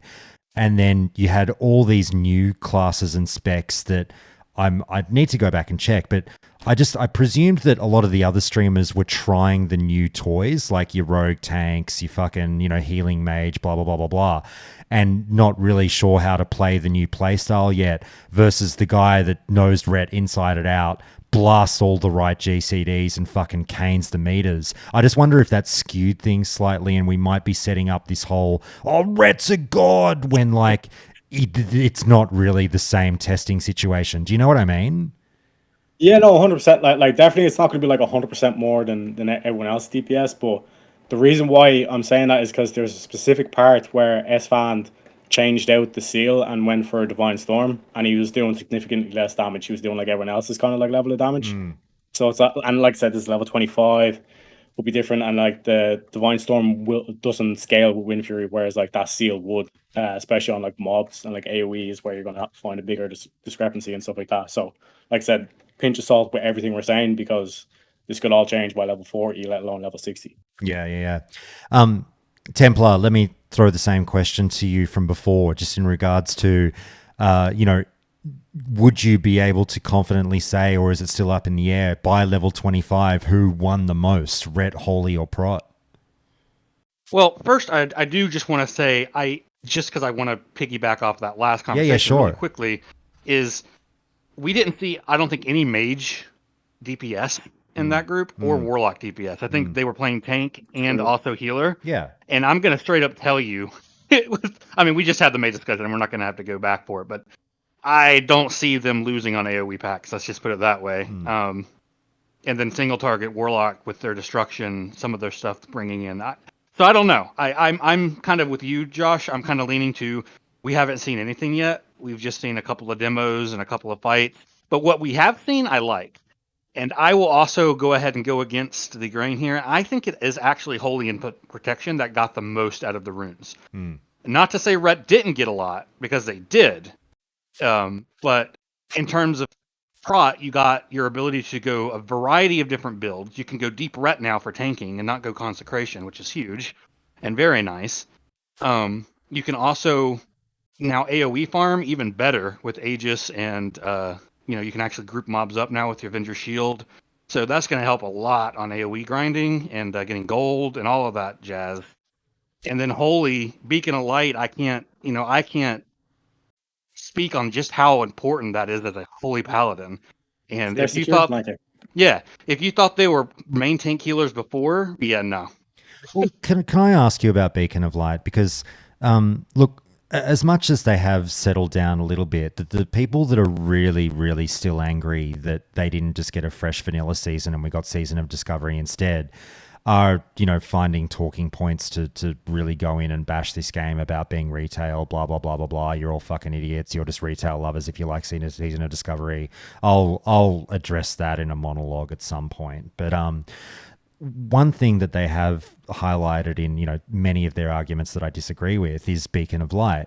And they go like, Beacon of Light, like, just fucking introduce the retail Holy Paladin. Why don't you? It's too overpowered. It's not vanilla. And, granted, while I say, I know it's not vanilla, that's the whole point of this fucking season. But what do you sort of have to say about Beacon of Light in and of itself? Do you think that it drastically changes the Holy Paladin gameplay to a point that won't appeal to classic gamers? No, not at all. Beacon of Light just makes it to where now you can actually heal somebody other than the main tank when you're doing 40-man raids or any raid in general. You're still going to be spamming your rank 1 Flash of Light or your rank 2 Flash of Light and then do a Holy Light. It's going to be the exact same thing. You're just going to get a little bit of extra. You can actually press somebody else on the raid tier or on your heal bots or however you have your raid frame set up, and you can actually click on somebody else now. So that'll be fun.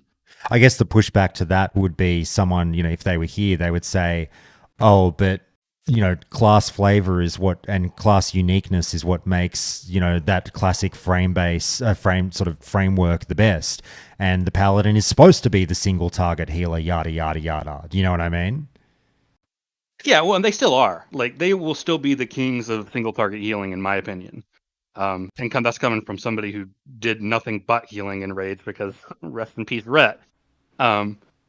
it's going to be the same. If anything, this is just actually going to increase their viability in lower man dungeons and stuff like that, and PvP as well. You're still single target. You're just actually healing a single other person as well. So it's the same thing. You're not changing your rotation. You're not changing what buttons you're pressing. You're just adding a button to it. Fair enough. Anything on that, Teriak, before we move on? Yeah, pretty much the same thing. Like typically paladins are like the lazy thing, so if they can just like set it up so it's like you have one holy paladin, put a beacon in the off tank, and just spam the main tank. You don't even have to change target. You know what I'm saying? Like it's simple, easy, straight to the point. You know what I'm saying? Just spam the holy light. All right, guys. Look, let's get into the talent trees. I am sitting here wondering which. I guess just by 25, again, we have to keep saying that. By level 25, what kind of talent tree combinations with runes are you already really salivating over in terms of synergy? Well, can I just say at the start, whoever made the paladin talent tree is the biggest troll I've ever seen in my entire life. Because there's only two active damaging abilities, and they're both in the holy tree: consecration, holy shock. Holy shield is a passive, and seal of command is passive. There's no other damaging abilities, and they put them both in the quote unquote healing tree. So the biggest troll I've ever seen in my entire life. But that being said, I love KJ, Kevin Jordan. I was going to say, take that, Kevin Jordan. You've just been countdowned. No, but like I said, I understand the whole kind of like philosophy around all that kind of thing. But for me, in terms of the runes, like I said, like just to kind of like talk about hand of reckoning and how overpowered it is, because like most people think, oh, they got their taunt and they just kind of leave it as that. But then like you read the next line, which is like it increases your threat generation, because like most bosses in vanilla can't be taunted. So it's like the next question is, okay, then how's your threat gen? So increasing the base threat gen from 60% to 80%, basically towards the end game, this is basically a 33% buff to your threat gen. Then after that, it's like, okay, the next question is like, well, then what about my mana? What if I'm out of mana? Then they give us 25% mana back from the amount healed, which is 2.5 times the spiritual attunement that you get in TBC. So it's basically spiritual attunement on crack and steroids. And then the last line, which I think there's only been one person who I've heard talk about this, Palytime, and he was talking about it for PvP implications, but even just as a tank, the last line where it says, additionally, while Righteous Fury is active, damage which takes you below 35% health is reduced by 20%. This is very kind of like complex to understand, but fundamentally, when you do the maths, this increases your health pool by 25% when you're calculating one-shots, aka hateful strikes from patchwork and stuff like that. And in terms of PvP, it's the same thing. Like you're getting one shot, they try to burst into you, they need an extra 25% additional damage to one shot you now. Next up in the leg rune, it's basically between Avenger Shield and Exorcist. Avenger Shield when you're doing trash, Exorcist if you want more single target threat per second on the boss. And then, like I said, in terms of the chest, it's between Aegis if you're going deep pro, but you probably won't bother getting that to level 40. Or, like I said, Divine Storm. Divine Storm Consecration as a Paladin tank is cream pie in my pants right now. You know what I mean? Seriously, like, because the thing about Divine Storm is it procs all, like, it's an actual like weapon attack on the 4 targets, which means you're going to have Seal of Righteousness up, which already doubles the proc rates of special effect weapons, aka Thunder Fury. So, like I said, you hit Thunder Fury, you hit Divine Storm with a Thunder Fury, you have the potential of hitting all 4 targets with a Thunder Fury proc, which will then, do the extra threat tags on all the other mobs, and then you combine that with Engineering Shields, Stylings, and Baron Scarab, and you're just like, this guy, you could send in a busload of Asian hookers, and you still wouldn't pull them off. You know what I'm saying? I was already going to make the joke about crack and steroids together at last. Jesus, coming in with fire. Sorry, Templar. How about you? Oh, my goodness. I'm going to leave the tanking and all of that knowledge to him because it's way more than me. I didn't really do a lot of tanking. All I did was... And the knowledge of the Asian hookers, but we'll let that one go. Yeah. I can't touch that. I try, but, for me, what I like is if you do go Divine Storm with Crusader Strike, you're actually going to be able to stack Vengeance faster, theoretically. So that'll be a big help. But other than that, Paladins, their talents don't really do a whole lot, honestly. A lot of them are passive effects that just enhance the playstyle. They are not there to completely and totally revamp your entire playstyle. Other classes have crazy amounts of variety with their talents, but for paladins, it's not quite like that. So honestly, to me, I think you're going to look at a lot of the same cookie cutter talent builds that have been popular for forever, with a little bit of variation and maybe some experimentation. Just focusing in on let's say the prot tree. Look, I personally really liked TBC tanking on a paladin. I liked Wrath tanking on a paladin. I think it's fair to say that the mishmash between Wrath and vanilla here with gameplay with a lot of these specs is a good thing. And we've already highlighted that tanking paladin should be smiling from ear to ear. The problem with tanking can be that, a certain tank rises to the top that people all point to and sort of go, I'm not going to a fucking dungeon unless this tank is tanking it. And, it's a lot of the times from TBC onwards, a lot of the times it can be like Paladin, I'm warrior tank, gross, shaman tank, gross. I hope we don't see any of that in Season of Discovery. But, do you fear that we've gotten such a great version of the Paladin tank that already they're going to be the sweaties and the fuckwits going like, I refuse to dungeon unless it's a Paladin tank? Not really. Like the way I see possibly for like the likes of Feral Druid and Warrior, we'll see how they handle kind of like the Warrior AoE. But when I look at the kind of like the PvP PvE layout in terms of like raiding tanks, you'd have like your bear and your warrior as like the big chunky boys, and then you'd have like your warlock and your paladin / shaman as like your trash tank, if you get me, or your AoE tank. Because if you look at like the warlock especially, like they've a lot of threat generation abilities, like because they're basically a caster, and then shaman too. I think shaman might people might kind of be worried about shaman because there seems to be a lot of mana issues. But I think the person who was testing it didn't use water shield, which is it gets around the fact that you don't need to block to actually get your mana back, which would probably help out a lot. But then even looking at shamans too, the fact that their casters, you're expecting them to be able to throw down a lot of AoE threat as well. So I think there's definitely like Paladin might be the best AoE tank, but like I said, like Warlocks with Hellfire as well. That's basically a moving consecration, but more risky with the health and stuff like that as well. So, like I said, there's definitely going to be people who are like bragging, saying this is the best class, and like there always is. Like it's kind of like dickheads. Like there's always every single group in the world has a dickhead in them, kind of thing. So it's like I said, it's for me, it's like there's just so much variety and there's so much options for everyone. Like, and even just like briefly looking at other specs too, that you're kind of in that thing where it's no one's going to really know what the actual best slot is. And anyone who says like they're just thinking like the reason why they're doing the season of discovery is they want it to be no one has prior knowledge. Like you're not going to know that another item exists potentially or stuff like that. So they want it to be fresh. So like I said, there's a lot of variety. But like I said, the one thing that sticks out to me is they said it's like every other class is going to have something that they can brag about, but there's also going to be that thing where the envy everyone else says, "Oh, I wish I had this," kind of thing. And like I said, for me, the combination of Divine Storm and Consecration, I know for a fact Warriors are going to be raging over that. Templar, how about you on the Paladin tank thing? Yeah, so I don't really know a ton about tanks. Don't play them. I can't stand tanking. Just not my game style. But from what I do know, I think based on what we've seen, I think warriors will be the go-to raid tank. Single target boss. I think they are just better for that.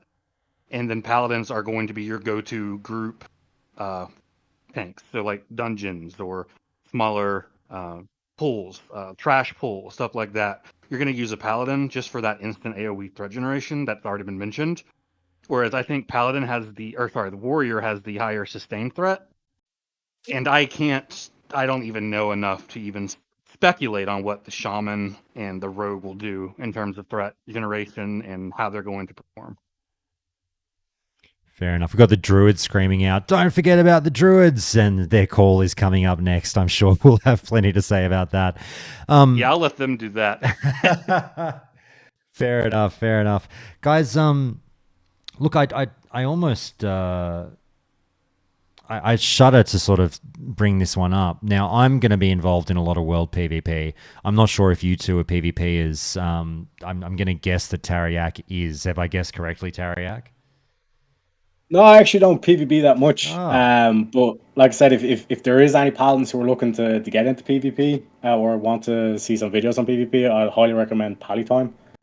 He like goes. He might not be the best execution, but in terms of like actual theory crafting and you can do this and that and all the stuff. Because like I said, I almost feel bad that we haven't like because there's two things that like I haven't really kind of gone into depth so far in this call, which is like the Paladin PvP having access to interrupt, like I said, that tanking rune, the Hand of Reckoning, being able to use PvP as well. There's a lot of kind of cool things that like paladins will be able to do, because already we've seen like Rex Troy doing the one shots and all that kind of shenanigans. I can't wait to see him if he tries this out, to see what kind of one shots we can do. The other thing I will mention as well in terms of the tanking is that like the two-handed tanking is don't sleep on it. Like you will be seeing videos of like paladin tanks with a two-hander sitting down on the last mob before pull to get crit and then go in and wreck bomb. I was like, I think his name is Pick Robber. I think he's like videos off like him like tanking max patchwork, all that kind of stuff. And it's definitely a good thing to look into as well, especially because it's like it's a different way of tanking with Paladin, because you're getting armor cap, you're not getting mitigation cap as well. But isn't the sit wreck thing not a thing in Classic? No, you can basically turn your back to the mob. So like you'll have like one mob basically for pull, and he'll basically start around, get crit 5 times. They kill the mob, he just runs in, and then boom, right. Basically a nuclear explosion on the boss. And like I said, like to me, that's going to be a fundamental difference between the tanks. Because typically in vanilla it was always wait for 5 sunders, whereas now you're going to get that whole kind of, okay, how are you going to leash? How are you going to like make sure that like the big boys can actually pump from go? Because like again, like Veil is a very kind of intense fight in terms of like you need to be able to pump that shit straight away kind of thing. So like Templar said, like warriors and druids are going to be definitely the boys that are probably going to be tanking that. Whereas like as a paladin, you're probably, because you have the taunt now, like you're a lot easier to just kind of sit back and like be the memer and the off tank and that kind of stuff, and like play your role best. Because even in TBC, you were never the main tank. You could possibly main tank, but you were best as that kind of like the go between, the guy who's just kind of getting you to the next boss quicker kind of thing. Which like to me, because you're able to like throw all this utility and all that stuff on the way too, it's just that's my favorite thing doing the raid as well. Templar, how about you? Are you much of a PvP player? Oh, yeah. Oh, very good, very good. Well, talk to me about Paladin PvP and how it's looking at 25. And once again, we can only talk about 25. I mean, I'll be honest, I'm rolling a warrior main. I don't want to say paladins scare me, because nothing scares me, but like I'm a little troubled by paladins. Talk to me about what you think Paladin PvP is going to look like. I think they're going to be pumping, but I think they're also going to need. It's funny to me. They're actually going to kind of become warriors in that regard. Of you need kind of a healer if you're going to be looking to do all that mass red cleave damage with the Seal of Martyrdom. However, even just by themselves, just with the Divine Storm, Crusader Strike, the amount of damage pressure they're going to be able to do is going to be insane. Also a really nice thing that they have now as an option is, before, whenever you would Blessing of Freedom, Mage would just poly you, and you're just sitting there crying to yourself, because by the time the poly's over, your freedoms is down and they're just going to cut you again. Well, now you can actually take Divine Sacrifice, put it on somebody after you freedom, and well, guess what? No polys are going to hit you now, because all that damage is going to be coming back to you. You're going to be taking damage, so the poly will break. So that's going to be really nice for pressure pushes with the Paladin in the group. In terms of like, it's funny because Warsong Gulch is obviously going to be huge at this bracket. People are going to be PvPing out the wazoo. I'm more of a one-on-one guy, so I'm already trying to think about. Well, actually, you can tattle on your own class, Templar. I'm a warrior. How do I beat a Paladin? Don't do it. This version Yeah, of don't this fight version them. of the Don't fight paladin. them. You're not gonna win. Good answer. Man. Good answer. You don't spot any weaknesses already? In a straight up warrior versus paladin fight, you're gonna lose. Oh man! Straight up, there's don't, nothing you can do. Don't do me like that. Fuck. Oh, what class does scare you with this iteration of the paladin in a 1-on-1? At 25 Yeah. in a 1-on-1, nothing. With engineering and everything, Nothing? Not one class? Nope, not with runes being able to be used instantaneously and out of combat. All right, fair enough. Hey, Minodin, how you going? Can you hear me? Yeah, I can hear you. Can you hear me? Yeah, absolutely. Sorry, mate, you threw your hand up. You had a question for the crowd. From the crowd? What's going on? No, I just wanted to chime in. The one class I think is going to be punishing is probably Shaman. I was going to say, yeah. What is it? Purge that's their ability? That's going to be the most annoying thing because we don't have it this in vanilla, the like TBC related purge protection. So the second you throw up your freedoms, the second you throw up your bops, they're all gone. So you're going to sit there and your support's going to be heavily destroyed. And the mana cost on their purge is cheaper than priests. So you can't even out-sustain them. What do you think? But what do you think, Templar? If I can get up to them in melee range, they're still dead. True. Yeah, I mean, Shaman is one I think can counter our best. No, fair enough. You have a really good point with Purge, though. Purge is really annoying for a paladin. But if I can take Avenger's Shield and daze them to where I can get into melee range on them, I think I can still kill them. And keep in mind, again, this is just 1v1s, right? Not talking group play here. But yeah, no, Purge sucks. All right, very good. So anything else that you've heard through this chat minute and that you wanted to comment on? Yeah, you as a warrior, you probably want defense gear. Oh yeah, maybe stack your defense gear and then just watch their seal commands never proc. I'm hoping prop warrior PvP is a thing, but we'll see. All right, guys, let's continue on. What have I? So we've done the tanking, we've done the PvP, we've sort of done the ret.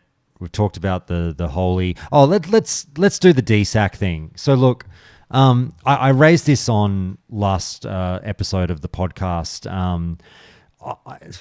Some people feel I'm not one of these people. I don't know enough about DSAC, really to comment. But some people feel that DSAC is a wild ability to introduce to even like a season like Season of Discovery. There's it's almost like Bloodlust in a way, in that it completely changes raid fights and you've almost got a design around it. How do you feel about the introduction of DSAC for the Holy Paladin, and you for or against it in a season like this? I think some people are getting it confused with the Wrath of the Lich King one, which is like Divine Guardian, which is the passive that you get, which is the 20% raid wide. So you can basically use Divine Sacrifice in Wrath of the Lich King, cancel the Divine Sacrifice, but the Divine Guardian buff is still there. So it's like basically 20% raid wide damage reduction. In order to do it in vanilla, you need to have a paladin in each party, and then they'll have to be able to pop their bubble first and then use it.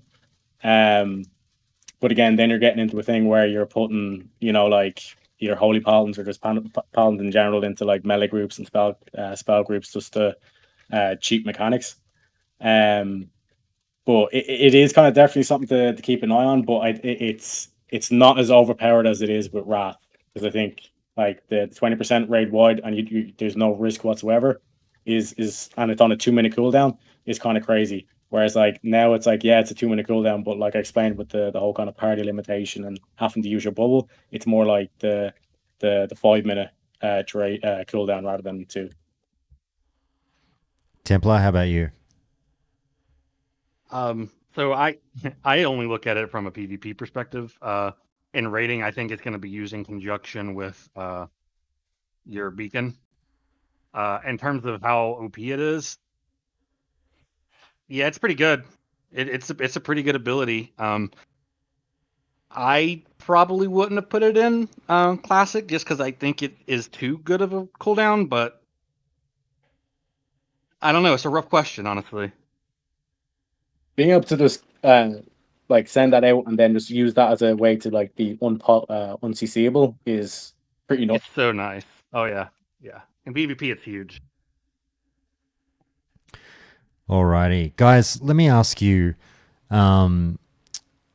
what runes, and I ask every class this question, what runes or abilities from other, from TBC, from Wrath, or whatever future expansions, have you not seen yet in Season of Discovery that you're really fucking hoping and praying are coming to SOD?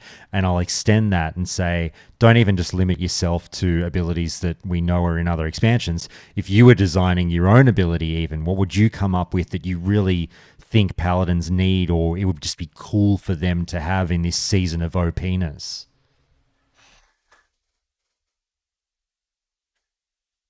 I think definitely. Yeah, no, Templar, you go ahead because I've been going first all the time.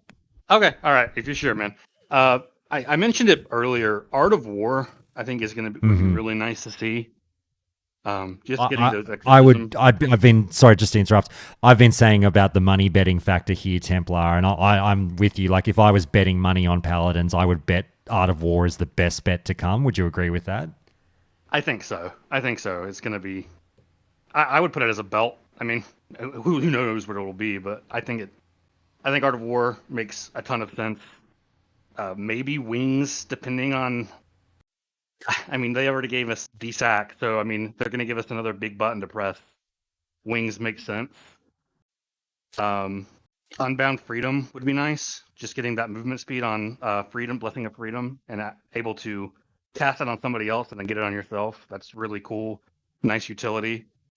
Long Arm of the Law, maybe, which is increases the range of your judgments. I think that's something small that could be given. In terms of like what I would love to see, anything that helps our mobility. I don't care what it is. Just give me something. Well, you still need some form of weakness, right? Yeah. You still need some form of a weakness. Sorry, what'd you say there, Tariag?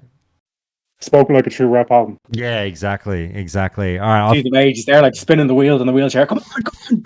Well, you asked me what I would give me and the season of OPness. That's what you asked me. So I would love a charge. Give me a holy charge. That'd be great. OPness is a wild term that I've thrown out there. It sounds like an Irish bar as well, doesn't it, Tariag? Pretty much, yeah. Like season of penis. It's like, is this a porn version of Blizzard? Are they outsourcing? What's the crack? Well, I mean, they're making these classes so strong. It kind of is season of penis. I don't know, but I mean, in the vein of, now I'm out of control with the word selection. But in the fucking nature of going large that they've done, everyone is getting so powerful. What could you envision them bringing onto Paladins that we haven't seen it? We've already got so much. How far will they fucking go? That's why I'm saying, like, I think it's going to be like a reversal, at least for like the next one, like level 40, where it's like Paladins will just get like stat changes. One thing that I want to see is like adding like 16% spell hit, so our taunt doesn't misses, our judgment, all that kind of stuff, like for tanking. Also like kind of like some sort of spell power scaling, because like I said, the same thing with like consecration. Like all of our or the good majority of our spells are actual spells, so they scale off spells. But I think Avenger Shield is like a bit of attack power scaling on it as well. So it'd be interesting what way they decide to go with the gear on that as well. Like I said, other stuff like Avengers Wings makes sense. But I don't know if they want to kind of go that far kind of thing.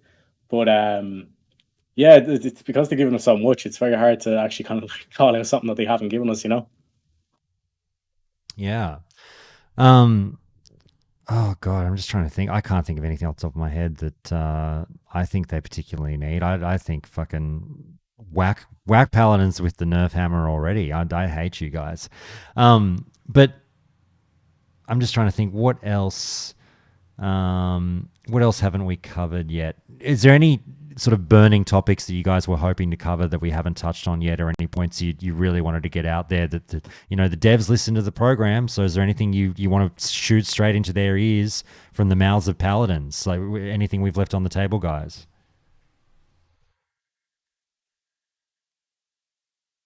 Maybe not. Maybe Honestly, nothing. Yeah, I'm sorry. I'm sitting here trying to like rapidly go through all my notes, and you covered most of what I was thinking that we were gonna discuss.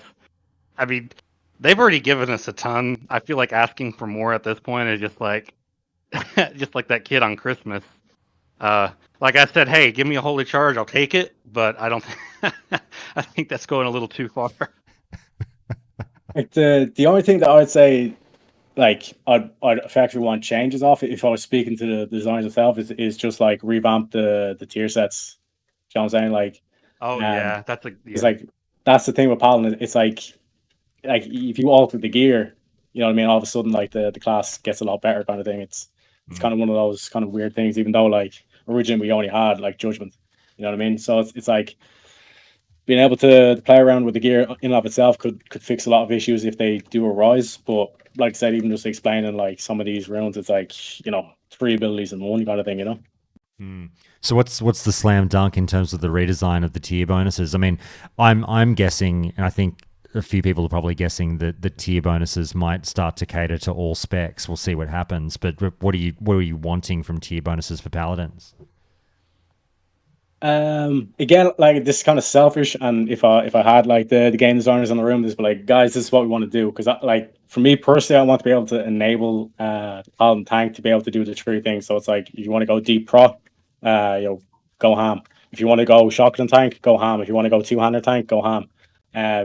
So it's like the best way for that for me is just give us like, you know, base judgment stats of like stam, maybe strength and intellect, I don't know, but like high stam, high armor is the main 2, and then just high defense. Because then if you give us high defense, then it's going to balance that. It's like, okay, the 2-hander can't really go for the tier set because it's all block, or you know the deep pro or the shocker tank's not getting block value from because it's just parry and dodge kind of stuff. So like I said, that's another thing, and then agility as well as a base stat to be able to supplement mitigation as well is very nice. So and I know, like I said, we're basically talking about itemization and not even talking about paladins here, but that's just one thing I'd love to see. Just on one quick. Sorry, you go, mate. No, I was just saying in agreement. I'm totally in agreement with that. Just on one quick point that's a bit tangential to paladins. You guys said something earlier that had me. Sorry, it was you, Templar, when you asked for a bit more, you know, movement freedom. Just had me wondering. I think we raised this again yesterday when I was having a beer with Hunk and Mike, where I was talking about Warbringer and saying, like, you know, don't get me wrong, I'm a warrior and I'm so glad I have it. It changed, like warriors kind of needed it. ? But I think of, you know, warriors get Warbringer, rogues now have like that shadow step type ability or whatever. You know, they also have their range stun or what have you. You know, we're sitting here going like paladins have blessing of freedom, but they also would ask for more movement abilities. And my heart kind of goes out to the mage or the hunter a little bit because I'm kind of like, fuck, is anyone going to be kiteable in any way, shape or form in this fucking season? Like, have we removed kiting from the game? I don't want to help them, but I might kind of feel for them as well. Do you know what I'm saying? Yeah, it's a very unique balancing perspective, especially with the season. You know, how do you balance all these abilities that you're giving everybody? And you're not wrong. You know, mages are going to have a much harder time CCing and controlling warriors. Hunters are going to have a really bad time controlling warriors and paladins. Some classes will have a little bit better of a time than others, but yeah, I mean, this is just my wish list. You know, I would love more mobility. Obviously, I think any melee class would love more mobility, and just as every ranged class would love more ways of shutting them down. So I don't know. It'll be very interesting. I think I saw somebody in the chat mention spell steal. That might come into play. Who knows? You know, who knows what we're going to see later on. Very good. Just give you guys your purified Ashbringer or whatever, and you're happy. Yeah, that'll do it. All right, gentlemen. Look, we might wind it up there. I think we did pretty well. You guys fucking smashed it. I'm very, very happy with all that. But as always, speak now, forever hold your silence if we missed anything. But otherwise, Templar, mate, thank you so much. It's been a pleasure. Oh yeah, was a lot of fun. Thank you for the invite, and look forward to listening on the rest of the classes. Absolutely. Cheers, mate. And Teriak, mate, thank you. We'll have to get you both back sometime. You guys did so well. Thanks so much, Teriak. 100%. Pleasure to be here, Josh, and thanks for inviting me. My pleasure, mate. All right, guys, we'll finish the recording there. Cheers, guys. I've got fucking 45 minutes to kill there. To kill now because the druids aren't on for another 45 minutes. Seriously, thanks, guys. That went really, really well. I hope we covered it as like. I hope it sort of went as you thought it might go. Yeah, like I said, you basically went down my list of talking points. So, I think you nailed it. Yeah, well, you nailed it. You're the guys fucking doing all the talking. Thank you. I mean it though. Like I had a couple of beers last night, and I'd said the whole like I fucking hate Paladin players. People, I know I'd sort of felt the need. I woke up this morning and I was like, I really should clarify on that point. And I was like, my thing is more like you bump into so many Paladin players who legitimately only play Paladin, and they're just all in on Paladins all the time, no matter what expansion is dropping, no matter what season is dropping. It's I don't play any other class but the Paladin. And I'm always like, why? Like there's more to games than just Paladin gameplay. I mean, I mentioned it, that class fantasy is so strong. It is. I get the class fantasy aspect of it for sure. I mean, it's the same thing with Death Knight. That class fantasy, when they came out, they got super popular as well. Oh, wait, the druids are now saying they're here. That would be good if we could start early, guys. Let me find out. Yeah, I'm also going to just go grab some food, and then I'm going to be happy to listen into the druids. Yeah, no, go for it. Go for it, guys. Thanks so much again. No problem. Thanks for inviting me again. I had a lot of fun. Me too, man. Me too. Who have we got here? Let's see. I think a good portion of that though is because you know what I mean, like there's that whole kind of like your personality is what suits your main. And like with Paladins, it's usually, like you're the knight in shining armor kind of thing. And it's like you can rub people the wrong way, all that kind of thing. Oh yeah, and we talked about that yesterday. People doing the whole like it's the lawful good part of it. Everyone wants to see themselves. Lord. Yeah. Where are we? There's Sneaky. Let's get him in here. Fuck, I've got to find out one more person that wanted to get in on this call. All right. Hey, Sneaky, can you hear me? Yes, I can hear you. Hey, how you going, mate? I'm good. How are you? Good. I think Barrison's here as well. I swear there's one. I've got to find out who the third person is. I swear there's a third person that wanted to talk druids. Barrison, can you hear me? Yes, sir. Can you hear me? Yeah, absolutely. How are you going, mate? Doing good, brother. How you doing? Good. Give me 2 minutes, guys. I'm just going to try and find out if there was a third person that was supposed to join us, and I'll try and message them. But yeah, bear with me. Pun intended. Yeah, pun unintended. I honestly didn't mean to do that, and that's like the bear here, bro. It's like it's gonna be the third rampant. or fourth time I did an unintentional pun. Like we're talking dicks in the last one, and I said vein, and I was like, oh god, I didn't mean to do that. Where are we? Fuck. All right, let me see here. Oh, I found him. Okay. Just messaging him now.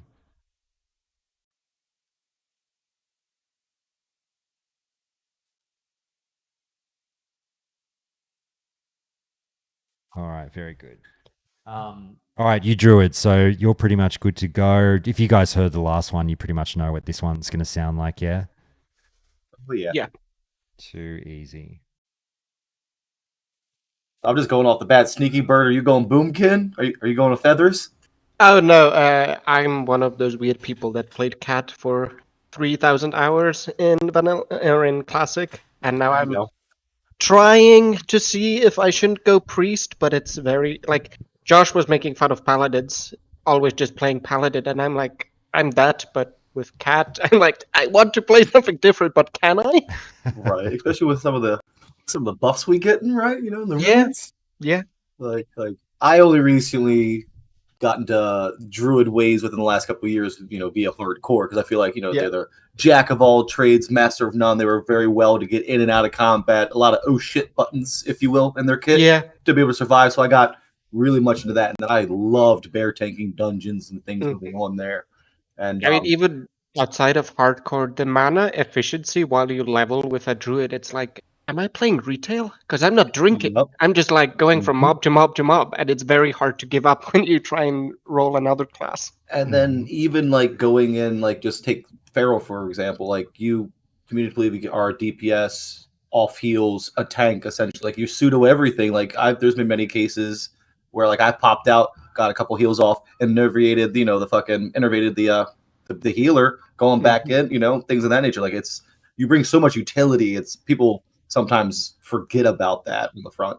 Yeah, one of my favorite memories from Classic was we were like 8-manning Upper Blackrock Spire, and some hunter that shall go unnamed pulled the balcony, and I'm just there like, well, I have DPS gear, but here we go. We're innervating, tranquility, off-tanking, going back into DPS, doing all the stuff, and we survive. And I was like, yeah, so Druid is pretty fun, eh?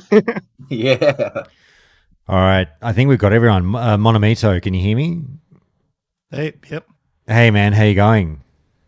Good, are you? Good. All right. And Meow, mate, how are you? How's it going? Good, man. How's things? What's been cracking? Oh, things have been good. I'm just at work right now, so hopefully I don't get any burning tickets. No, you're all good, mate. Look, guys, we might. Sorry, you go, Meow. If my boss ends up hearing this, I just want to say I'm really sorry, but balanced druids are in a really dire situation. I have to be here to advocate it. There you go. Yeah, he has to send the words to the devs' ears. Very good. All right, guys. Well, look, we might get started if you guys are all ready. All right. Sounds like everyone's ready. Let's do it. Give me 1 sec.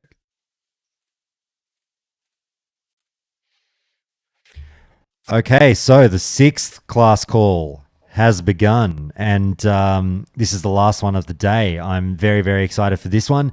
It's such a shame in a way, because this is a class that I was really keen and hell-bent on playing in Season of Discovery, but, it just didn't quite make the cut. If I had all the time in the world, I would love to play a Druid, but look, maybe these guys will convince me I've made a huge mistake in leaving a Druid off my list. But let's introduce our guests and talk about all the things that make Druid fucking sexy as shit in Season of Discovery. Sneaky Bard, mate, welcome back. How are you? Thank you. I'm good. Glad to be back, as always. Good to have you, my friend. Meow Furian, always a pleasure. And also big compliments to Sneaky on the last episode that he was on. A lot of great advocacy for them druids. Oh, he's so passionate. You make me blush because I'm like fanboying for you a little bit as well from all the like guides and everything you've done. Oh, the mutual respect. Boys, I'm going to cry. Please, it's beautiful. Druid community is strong. Oh, absolutely. And speaking of community, we've got a fucking celebrity from the Pushing Up Peace Blooms community. I love it. Barrison Ford, my friend, how are you? Hello. What's going on? Doing well, thank you. Mate, it's good to have you here. And and a first-timer to Countdown. We love to get it. Monomito, mate, how's things? Hey, doing well. Been listening to the show since before Classic ever launched, so good to finally be on a call. Mate, it's always great to get OG listeners here, so thank you so much for putting your hand up for the first time. It'll be great to have you. All right, guys, look, Druids are probably... It's funny because I always think that Paladins are the most passionate callers, but Druids are fucking either equal or not far behind, so this will be a fun one. Guys, I'll open with the same question I've asked every other class, and, we're kind of focusing in on the fun factor, the FPS, fun per second, as opposed to the meta with these calls as much as we can, although it's, don't be shy in dipping your toes in theory crafting as we go along. But, Sneaky, I'll start with you and you can lead the way for the crew. How fun does Druid look in Season of Discovery to you? I mean, let's put it this way. Druids were already fun before we had the runes, and it's only gonna get better. Like, if you're worried about your raid spot, we have Wind Fury. Nobody's ever gonna want to kick you out of the raid. if you want a PvP, we have Sun Fury and you have Feline Swiftness. So you're just running around in cat form, moonfiring everyone and just cackling as they can't catch up to you. So, you know, why is anybody playing any other class again? I don't know. Very good, Meow. How about you? Why is Druid looking fun in SOD? Oh, I've got mixed feelings. Honestly, my gut reaction. So I was very excited for SOD when I looked at the runes. I was super disappointed about balance because I just felt like there's nothing that's that intriguing. I mean, like free no mana cost for Wrath is great, but like all the other classes are so intriguing, and I just feel like balance is really, really. It was already so terrible. It's kind of like the exact opposite of what Sneaky said. So it's like they looked after Ret Paladins, but they left the balanced Druids by the wayside, in your opinion? Yeah, I think we're just like eternal memes, and also, I am optimistic. I did plug in my Hopium pump or whatever and put on my face mask. I'm gonna hold out, but I might just play Feral the first phase and then see what happens for balance. Yeah, I have to admit, I will get into it. I do agree. Feral looks shit hot, and I got the first impressions from balance as well. Granted, as we always say, we only know what we know up to level 25. Balance's day is more than likely coming, but at this stage, I was a little bit like, huh, okay, when I saw the balance runes. Barrison, my friend, what do you think about the fun factor for Druids in SOD? I'm full tilt for Druids at this point. Like Sneaky Bird put it earlier, we get a Wind Fury, but I don't think people are kind of looking directly into the runes because it takes the same place as uncritical. So unless Blizzard's fully shoving things down our throat where we need uncriticals, Druids and a Bear were in a tough spot. So now you're giving me Wind Fury on top of my Maul crits, like threat. Nom nom nom nom nom nom. I am ready to be that threat tank in raids and things of this nature when it comes to Druids, 100%. Very good. And sorry, keep going, mate. Yep. I was gonna say, so you mean I don't have to essentially farm Mano crowd pummelers till my eyes bleed because I can get a Wind Fury proc in bear form? You got to think how many years have we never been able to have our own Wind Fury in form, right? We never had that luxury. We get that now. I'm super excited for it. We'll definitely talk MCP at some point as well. Monomito, how about you round us out? You know, does it look fun or not to you in Season of Discovery with the Druid? Well, Druid's nice. Essentially having 4 specs, right? There's always something fun to play. But yeah, balance is in kind of weird spot. I think cat DPS will be in a bit of weird spot, but I imagine bear is going to be great, and Resto's looking real good too. So I'm sure it'll be awesome class to be. All right, good start. Good start. I'll throw this one out to the crowd and just sort of say, you know, everyone is slowly digesting these runes that they've been given, you know, or that's been announced or made available to the public from the show floor at BlizzCon in Anaheim there. While a lot of classes are mostly salivating over their runes, I want to know about the ones that really stood out to you. And again, you know, we only got what we got to 25. And just a reminder, guys, we're only talking about the stuff that we know of and not anything that's been data mined. So please, I know that the Druids did have a couple of like light data mine things. Please don't mention them during this call. You know, I'll throw it over to you, Meow, to start with maybe. Like, even though you are a balance fan, of all the runes out there, were there one or two that made you go, oh, fucking wow, I can't believe we're getting that? Yeah, I'm definitely happy about the one that makes Wrath cost no mana, and you get the 12% chance for like a free heal, which is, to me, 12% seems like it's a little bit low, but I really like the runes they added that are kind of, they really increase your kind of hybrid potential. So like I think Elemental Shaman also got one where it's like the damage that you do also will automatically heal, or the healing that you do automatically damages. I really like playing into that, and I like that this Wrath talent, it should in theory make leveling as balance much better, but I think it's still going to be pretty terrible to level as balance, but this one is definitely the most exciting to me.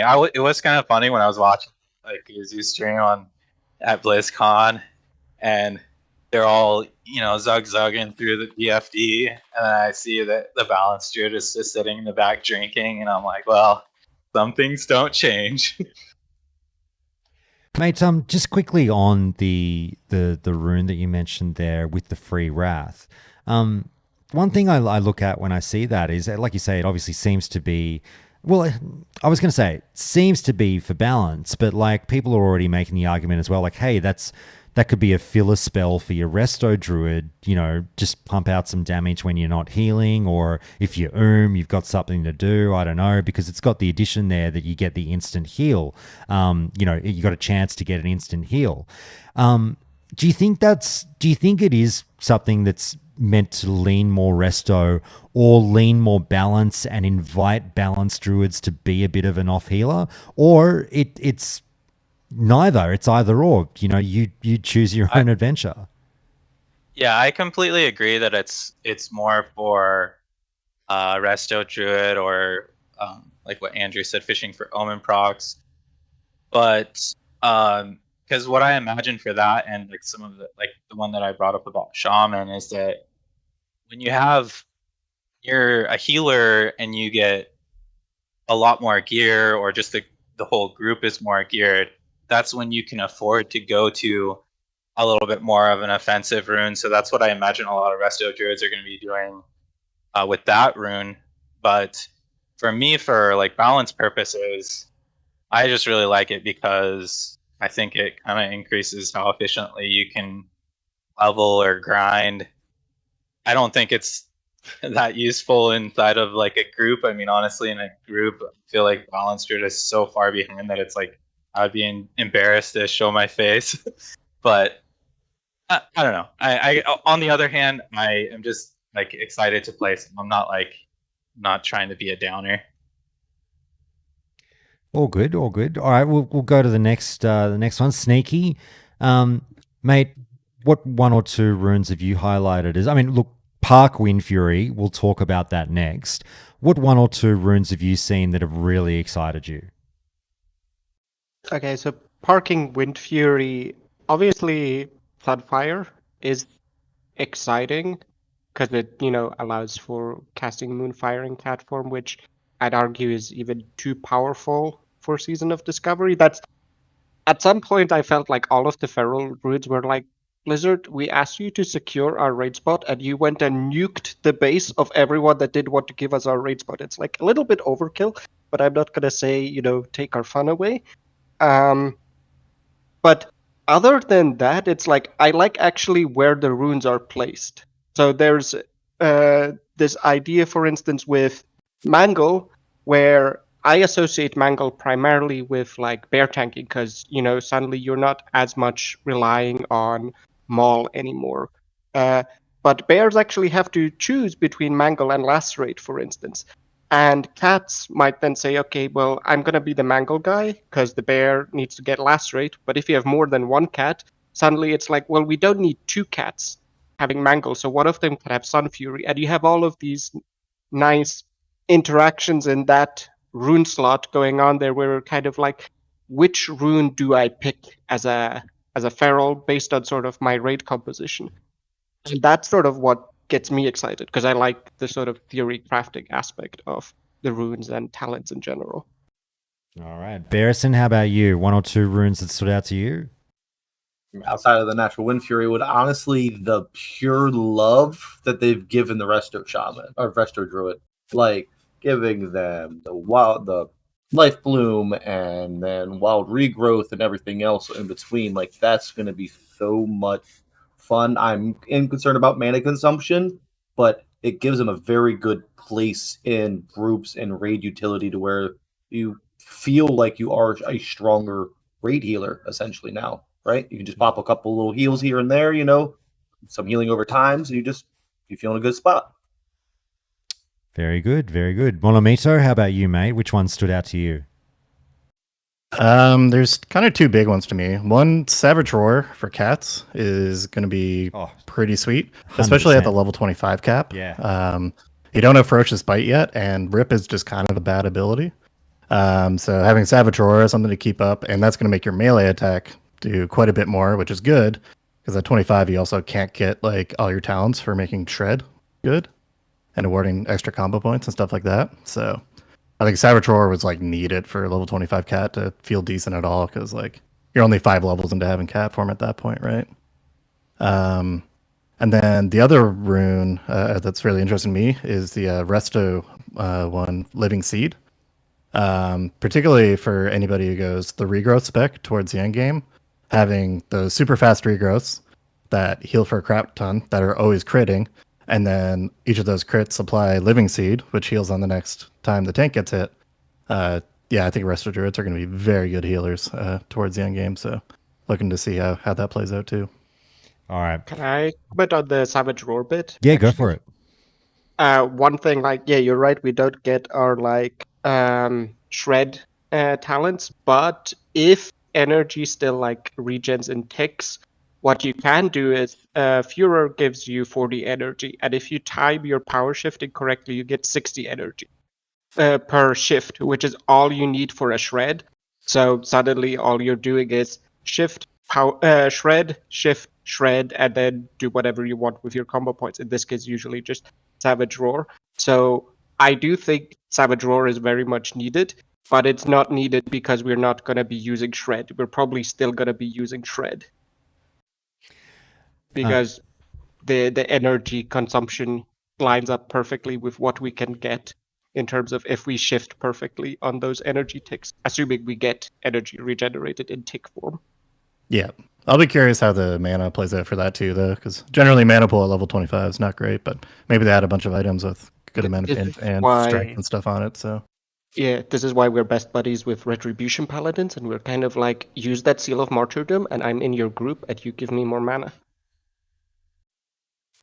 I think another way that it's going to be played is maybe trying to sit somewhere at the high energy levels, and then as soon as you get like the Omen proc, you use your Savage Roar and then start dumping energy and power shift then.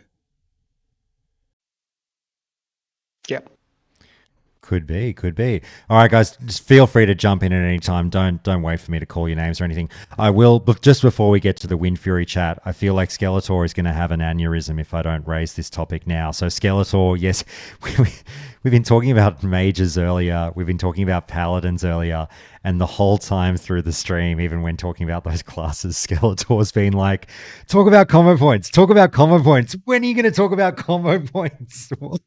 We'll talk about them now that we're talking about druids. So, guys, it is a fair discussion to raise because it was something that was going to get talked about with rogues as well, for sure. But, with druids, you guys rely on the same power system when you're in cat form.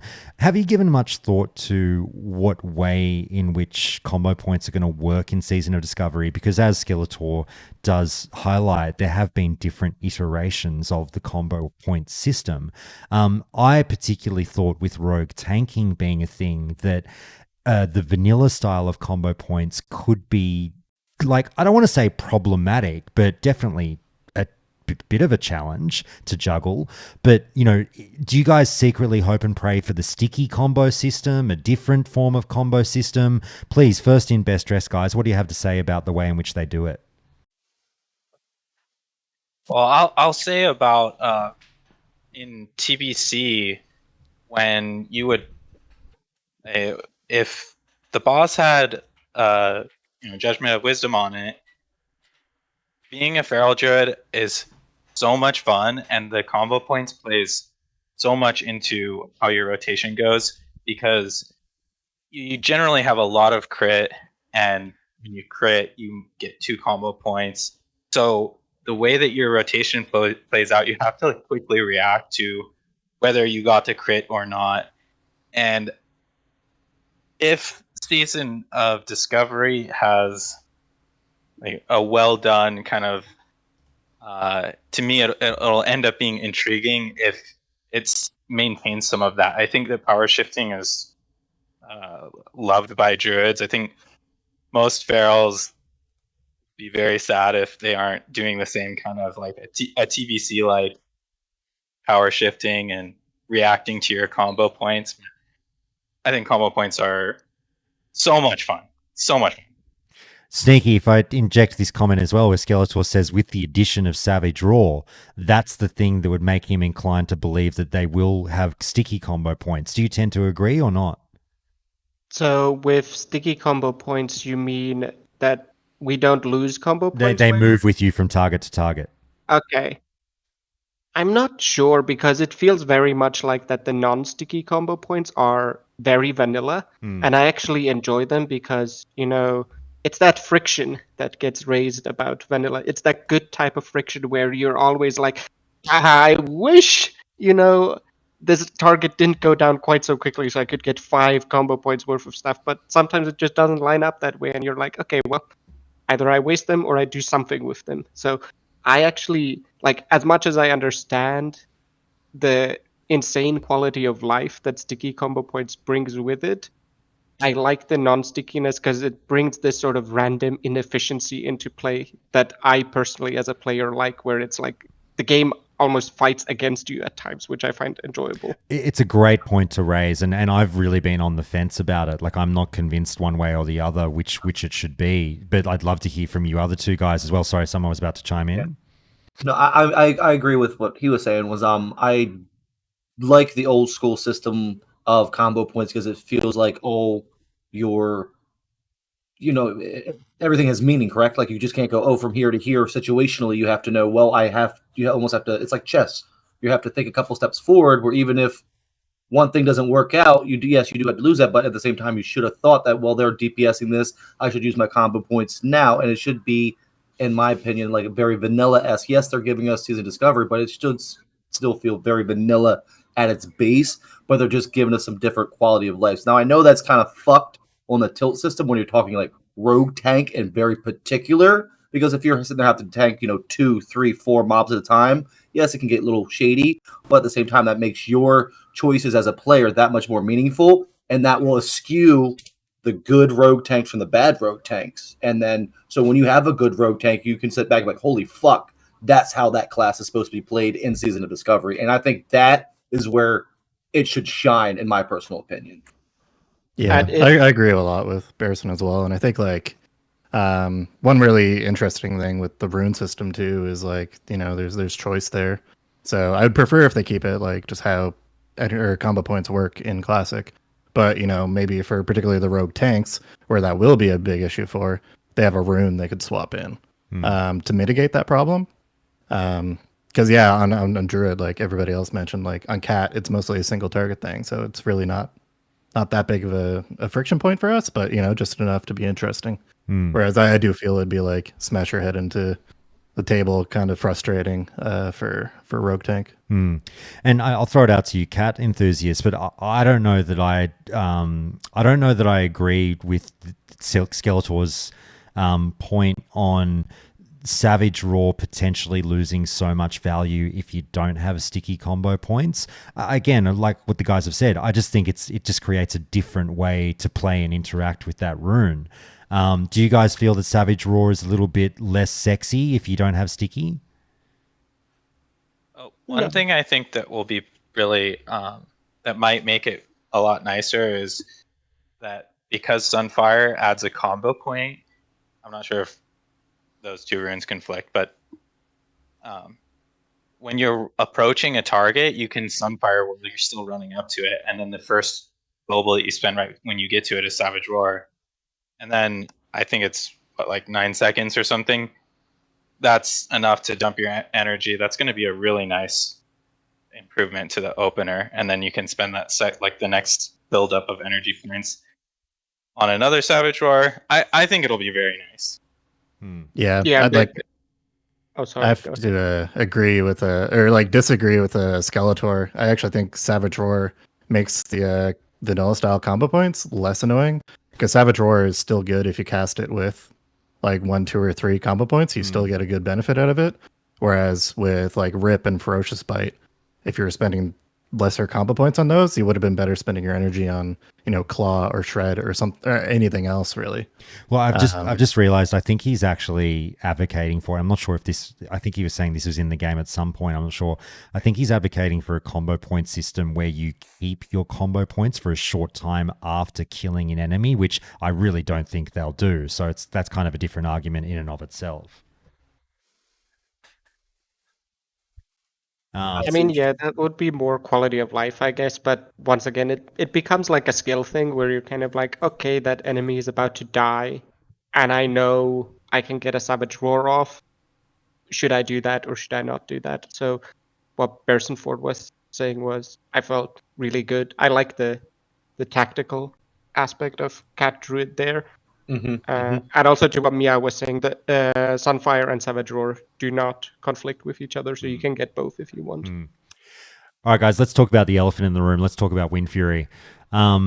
Look, it's already been broken down so much by people online. They're blown away by the fact that Druids got this. There was a lot of early chatter about, oh my God, this changes everything for Alliance, blah, blah, blah, blah, blah. That's all kind of been somewhat evened out now with the extra information about Kings and whatnot. But, are you happy that, they decided to give Wind Fury to the Alliance?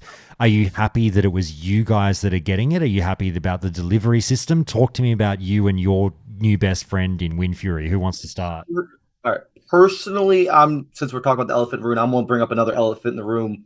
Are we not going to talk about the clear distinction? I know they said they were going to bring it up, but the flat discrepancy that comes down to total control comparative to just a 30-minute buff when you have the raid buffs, right? Or just 5-minute.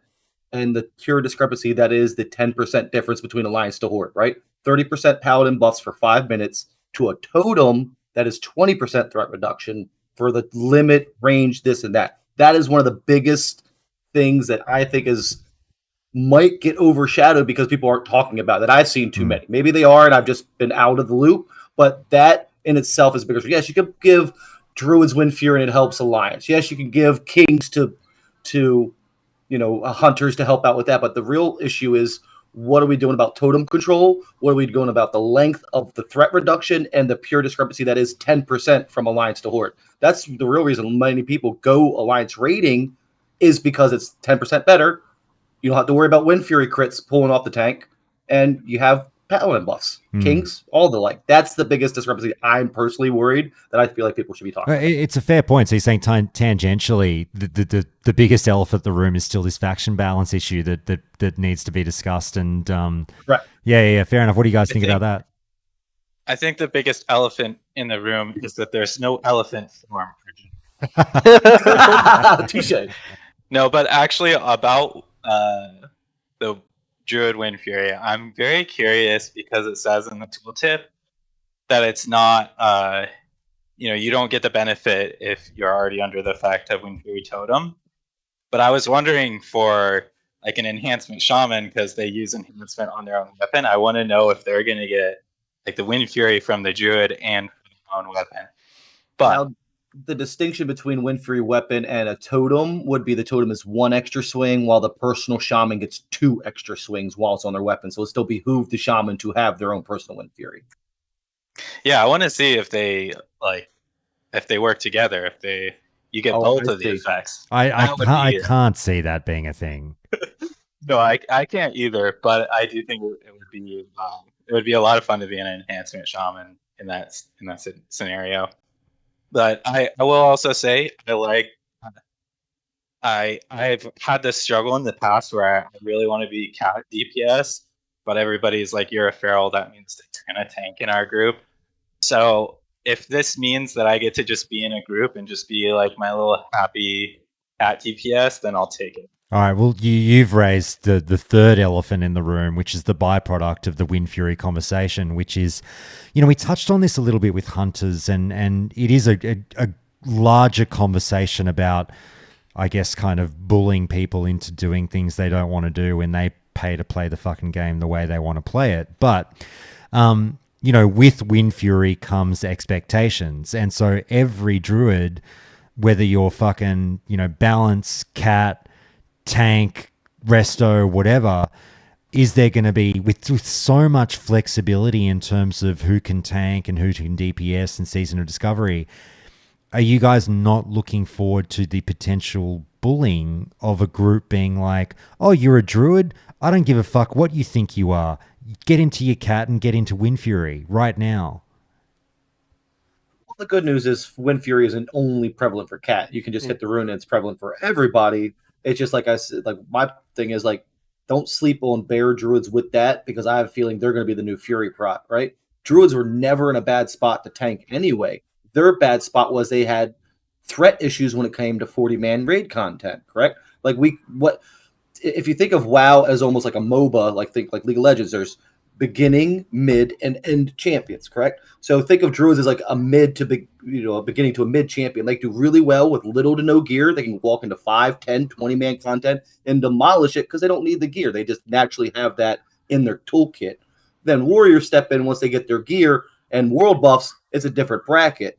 Enter now with Wind Fury on a bear. Yes, we may be getting crit on, but we didn't really have to worry about getting crit on in Classic if we remember.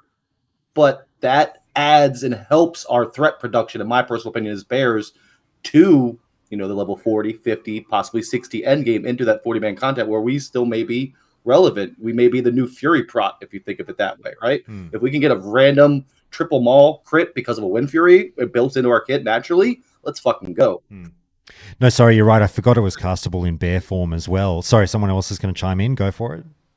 Yeah, my main worry with Wind Fury is, one, this is a hot take, but I felt druids were never deserving of this buff as a way of securing their raid spot, even as cat druids. Sure, we needed some help to convince people that, we can DPS as cats, but if you had a raid leader worth their salt and they looked at the numbers, I felt that the utility that druids brought, and that was my experience, more than outweighed the fact that I was only at peak efficiency 80% of a warrior. Because, not all of your warriors are 80 and above, essentially, in their DPS. So at that point, you start becoming more competitive as a cat. Oh, exactly. And my worry here is that, as Berson is saying, we never needed survival of the fittest to tank to begin with. Like, we don't know what they're doing with tuning for Season of Discovery, so maybe that's going to be a rune that is more needed. That's maybe something for the devs to look at, where it's like, you need to really push us to consider, if we want to tank, that we need this rune, because we didn't in Classic, so why would we choose it? And then suddenly it's like, okay, we have one choice in this rune slot, and that kind of defeats the purpose of the rune system, in my opinion, when there's like one choice, and that's the only choice you can choose. Yeah, I agree. So maybe there's a couple content out there that will force people to be uncritical, because if they added that makes me think that, hey, there might be a soft defense cap. It's technically always been in there, but it was more used in TBC, Wrath, and later expansions. Classic was kind of stam game. As long as you had stamina, you were good to go. So on this notion of choice, like I don't want to sound like a fucking dog with a bone with this topic, but I think it is fun to get as many different voices chiming in on it as we can. I talked about with aspect of the Lion and Hunter, whether or not you really felt like you still had customization in that rune slot. And I'd really ask the same of you guys, and you have all kind of touched on it, but to kind of get you to burrow in a bit deeper, I'm not looking for a certain answer. I just want to hear what you guys think about it. Do you feel, even though you've said, you might go with survival of the fittest or whatnot, I don't know, but do you feel like as a druid, you will really have a mandatory selection in front of you in terms of wild strikes at all times in that slot? It depends if Blizzard fumbles or not, right? If it goes to that particular meta, then yes, we may have our our paws forced, if you will, to have to be that Wind Fury meta as a cat. I mean, and in that slot as a cat, there's nothing else you would want to pick anyway, so it feels a little bit less bad than with the hunters, I feel. Because the way that runes work for druids, not in all slots, but in like 2 out of 3, essentially, it's kind of like, oh, this is supposed to be your healing rune, this is supposed to be your balance rune, this is your bear rune, and this is your cat rune. So we have a little bit less choice at the moment to begin with, at least sort of when you're just looking at the runes as such. So the idea that we're being forced against our will to choose a rune, yes, that kind of happens, but it doesn't feel as bad because it's kind of like, what else would we choose? Well, It's I guess it's when I more. choose survival of the fittest as a cat, it doesn't apply. Exactly. Yeah, but I guess you throw it It's out there. What about the Boomkins and the Restos? Because you're robbing Resto of Living Seed and you're robbing your Boomkin of fucking Storm Rage or whatever, of Fury of Storm Rage. Again, it's based on group composition. I get that. You're not going to pop fucking Wild Strikes in a caster group. But yeah, I don't know. My heart kind of goes out to the Boomies and the Restos when I see it. It's only active in cat and bear forms. Oh, so sorry, you're they're right. safe. I keep fucking this up. God, I'm an idiot. But I guess, No, it's all Josh, right. is your point that you are worried that boomies are gonna be told? Yes, suck sorry. it, That's you what I go- mean more. That they're going to be told you're not playing Boomy in this dungeon. Yeah, You're actually going to. exactly. But I want to be a Boomkin. No, you're fucking not. That's what I was getting at. Yeah. Thank you. Yeah, so Right yeah, now- that's definitely a worry. In the current specs that we've gotten to level 25, yes, you either have a clear cut, you're going bear tank with some fury, you're going cat DPS with some wind fury, or you're going Resto with all these booms. There is no talk about a level 25 balance right now because they gave it virtually no love outside of survivability with that free wrath mana. They gave it that's actually really good because you get, you're spamming wrath all the time as a balance, so you essentially are not wasting mana. It's a wand. Right? Every second and a half, you're casting a wand, right? Boom, boom, boom. But yeah, right now with the current runes they gave us as balance, you're shit out of luck. All right. Guys, let's go into the different specs. I'm going to throw this one out to the crowd. I asked this of the Paladins, and I think it's an apt question for the Druids as well. Look, amongst realistically, the 4 different Druid specs, who do you think won the most at level 25? Cat or I would say bear. cat.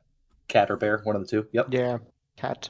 Probably cat. Especially if you look at it from a pure PvP standpoint. Level 25 can run around. We don't get ambushed yet, but we're naturally, if you're solo dolo in it, single PvP, you have a built-in Wind Fury as a stealth. Rogues don't even have that. They have poisons at that point, right? So you literally are already a step above. And we can get Nature's Ash- Grasp as well. Nature's Grasp. Astral Flare doesn't share the same cooldown. So like somebody said, you can go Nature's Grasp. You could still go down into the Feral Feline Swiftness. So you're 30% move speed in cat. You're literally going to be the bane of anyone's existence unless somebody catches you. But even then, you form out, keep going. We're going to be the kings at level 25 if you go the proper spec, which is going to be Astral Flare, Wind Fury, and cat. You're going to be the kings of like guerrilla style warfare. You're going to be able to go in, pop, pop, pop. If it gets a little shady, you run out, or you can just literally run around the edges of the battlefield and astral flare everybody until you get enough combo points from range to run in and fuck them up with a Savage Roar or a Mangle, which disorients them for up to a couple of seconds. So we have a plethora of spells at our disposal at 25 currently for Feral. I agree. Probably the best of all. Yeah. Sorry, you keep saying Astral Flare. Do you mean Sunfire? What's Astral Flare? Yeah, Astral Flare. I'm Sunfire. I keep saying Sunfire. It's the same tooltip look, so that's what's Sorry. confusing me. Got you. Sunfire. One of the. Sorry, you guys. We're about to jump in. Do that in 1 second. I was just going to say one of the best parts I love about Season of Discovery, particularly when we talk about PvP, is because everything is so unknown. Every class is doing nobody's going to fucking beat us. Hunters, nobody's going to beat us. Paladins, nobody's going to beat us. Warlocks, nobody's going to beat us. And now we've got the Druids doing the same thing. I fucking love it. Yes, because if you play it well and through how it's tweaked, but everybody's going to play it well. It's the Season of Discovery. I feel like every bracket is going to be a fun fucking game of rock, paper, scissors, right? Who's caught trumps who in this bracket? Who trumps who at this bracket? And between you and I, Lord help everybody when Warriors get Titan Grip. That's all I gotta fucking say. It's coming. They cannot not give it to them to keep competitively. That's all I gotta say. Yeah, I asked the guys over a beer last night, going, do you think Titan's Grip is a foregone conclusion? Because a lot of people seem to be talking that way. I'm maining Warrior, so it'll be interesting. But yeah, a lot of people seem to think it's locked in. I think Titan script for Moonkins, right? Yeah. No, granted, I don't think it's going to be early. It'll be like a 50, 60 rune, probably one of the later games. So once you guys get that, we are fucked as everybody else in a lot of regards. I hope there's no Titan's grip. It seems not classic vanilla-esque enough for me, where I'm like, but yeah, I have a worry that it's gonna come in I anyway. mean, if you go backpedal into Warcraft 2 and Warcraft 3 lore, yeah, it kind of was, because some of these axes and things that these boys held, like orcs in particular, were as tall as humans were, so they were essentially dual wielding, right? Yeah, but they don't build them like they used to. True. But something I was gonna say about the like 25 and PvP for cats in particular is I think that if you do like the thing where you're going around, like I think a druid and a rogue together could be a lot of fun, very dangerous, and actually the like interaction between Mangle for bleeds and then rogue were given looks like a really strong bleed to me. Are you kidding me? It's like the Bash brothers from the Mighty Ducks over here. Yeah, so could be very interesting. I'm really leaning towards playing cat, seeing how much fun it is to run around in PvP like that. Oh yeah, I think Monomito had something. Yeah, jump in, Monomito. Yeah. The other thing we haven't even mentioned yet, one of the runes is Skull Bash. I love it. Ferals I can love have Skull Skull Bash. Bash and Feral Charge, just bounce between targets, interrupting. My question with the Skull Bash is like, is it a minimum range as in like Feral Charge? You have to get the 5 yards minimum to charge it in. Is it the same thing, or can you do it at rank 1 yard? Right. That's my question about that in particular.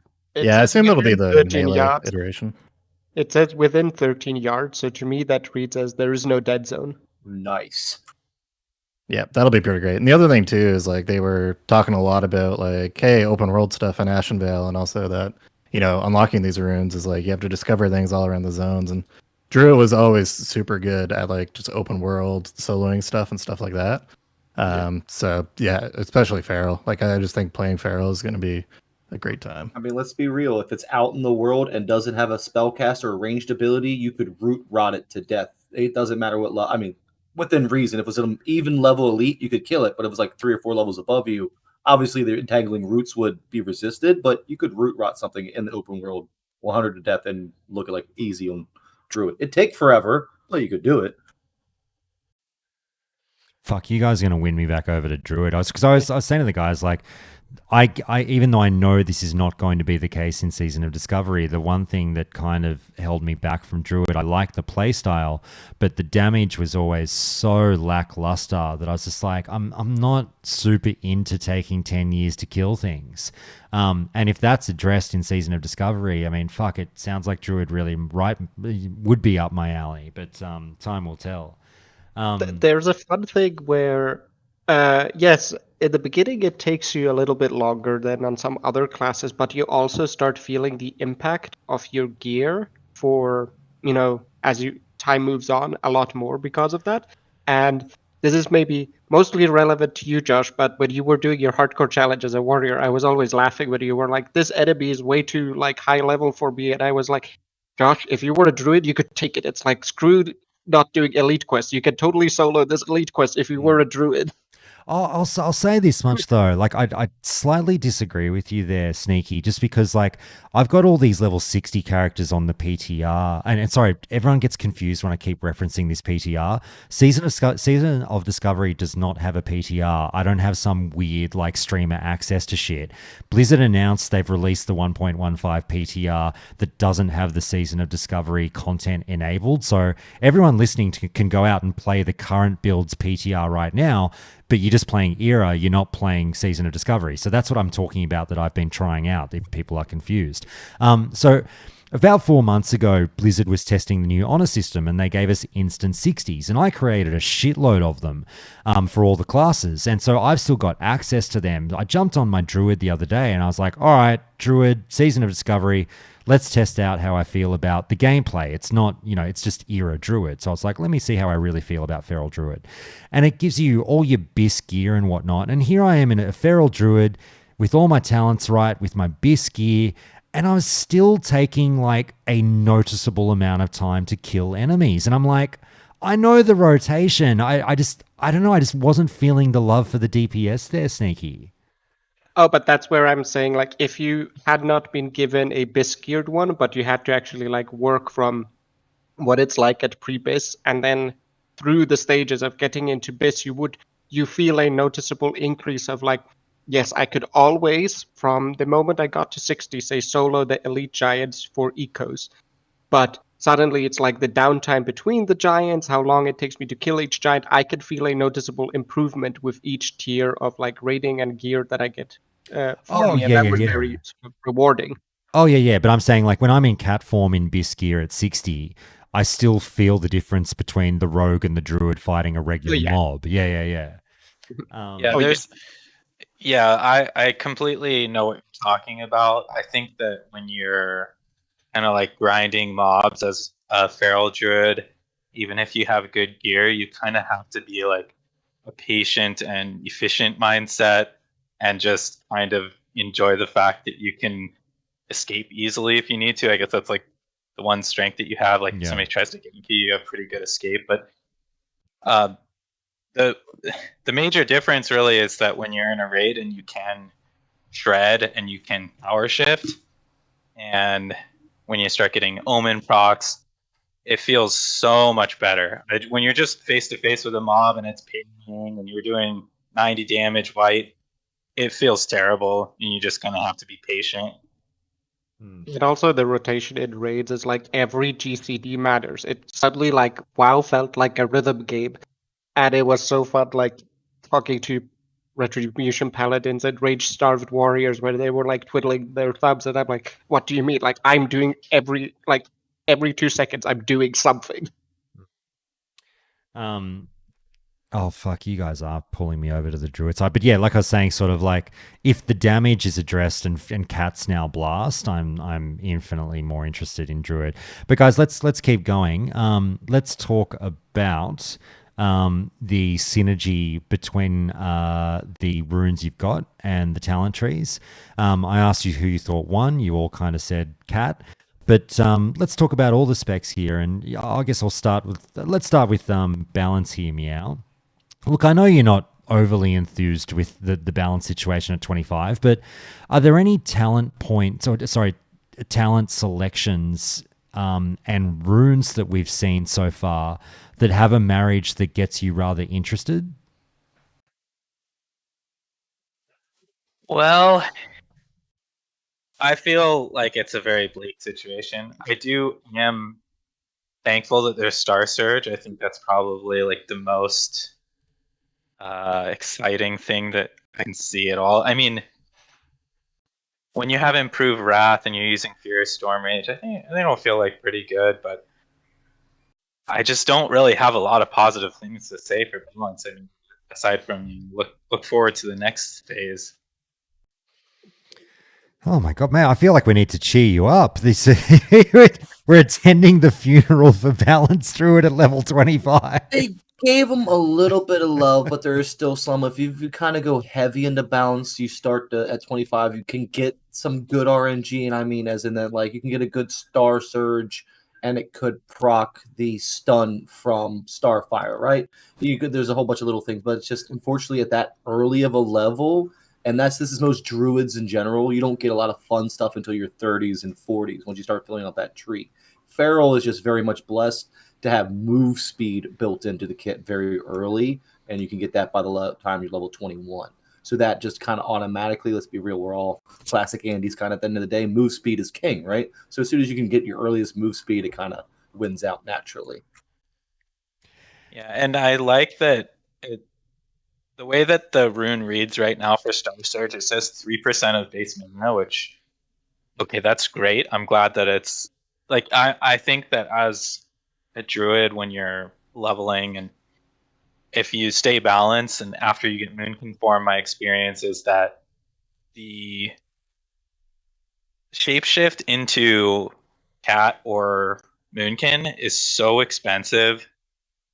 A lot of times if you're just kind of grinding as a druid and you don't have very much gear, maybe you're killing some Fellwood fur blogs, it almost doesn't even feel worth it to stay in Moonkin because you have to like shift out and heal yourself.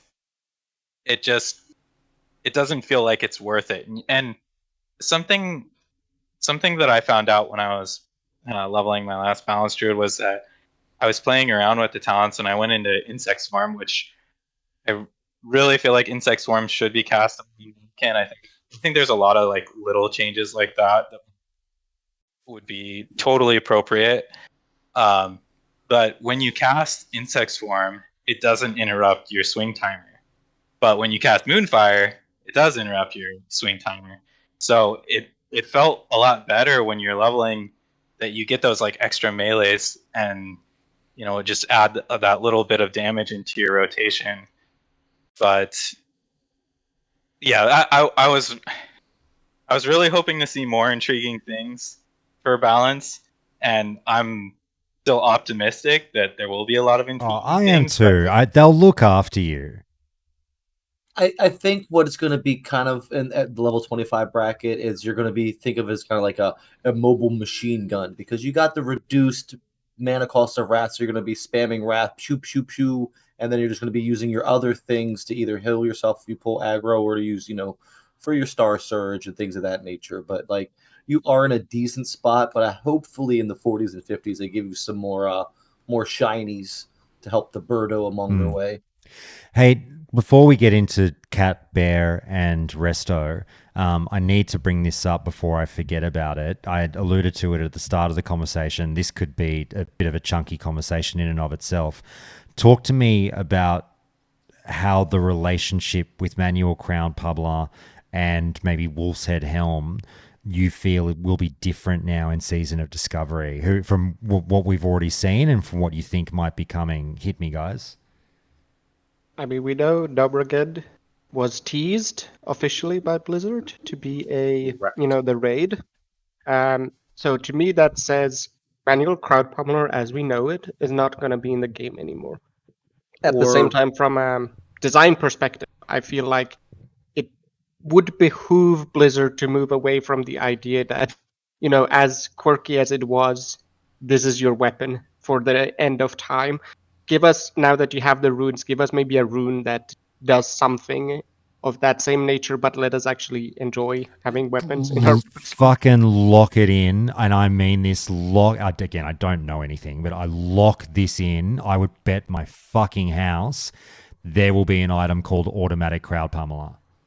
I agree with that. That's what I'm banking is they're either going to full tilt on it into the item or away from the item, like you said. So I have a feeling they'll full tilt into the item. There'll be an item that drops, and then there'll be some form of something else you have to collect, whether it be a crystal, whether it be a rune, this or that, and you combine the manual crowd promo that drops with 5 or 6 shards, and it becomes a item that is no longer on use or is an on use effect, but no longer has charges on it, essentially, because they kind of remove the charges later on.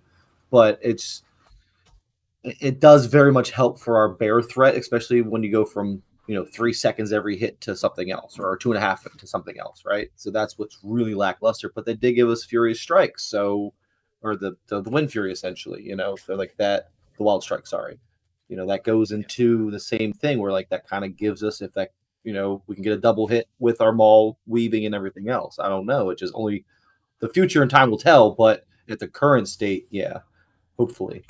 I'd like them to give us a level 60 quest of by the way, if you collected this thing in Nomergan, here's a quest to make it no longer have any charges and stuff like that. That I'd like.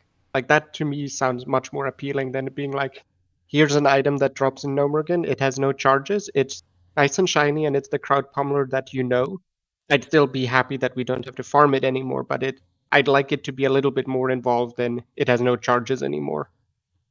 Yeah. Yeah, and I think there's so much room for, there's so many ways that it could go, and I like one of the things like Andrew said, I kind of read my mind, is that I feel like the idle slot, you could put a lot of interesting things in there. You might be able to have an idle drop that makes it so that you gain 20 energy and 5 rage when you shift into your forms to kind of replace Wolf's Head Helm. Maybe for Moonkins, you have an idol that makes you get double value out of drinking. I don't know. I'm just playing around here. The idol slot is so underutilized to the point that Feral Cats, we had a bear idol because it was the only idol we could use. Mm-hmm. Yeah, and I like I think I saw in the BlizzCon demo that there were like low level trinkets, and I always felt like at those low levels, like you really could add in a little bit there as extra rewards for things. So make some interesting trinkets, make some interesting idols. Yeah. Go, Monomito. I definitely agree. Like idols are kind of the way to go to at least fix the wolf's head helm kind of issue. But like something for manual crowd pummeler is like necessary. Just the way bear plays in classic, like all your threat comes off of maul. So essentially a haste cooldown is so broken good for threat. Like, you know, a bear opening up with manual crowd pummeler and a few maul crits is such good threat. And it feels really, really good to play. Like, and because of that, I never minded farming manual crowd pummelers. You know, it was so worth my time because it felt so good to use.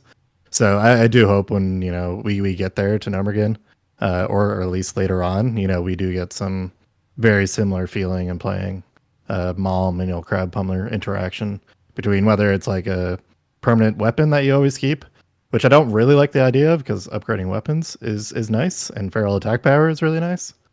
Or if it's like a rune that's like an activated ability or an idol or something like that, you know, something needs to be done there.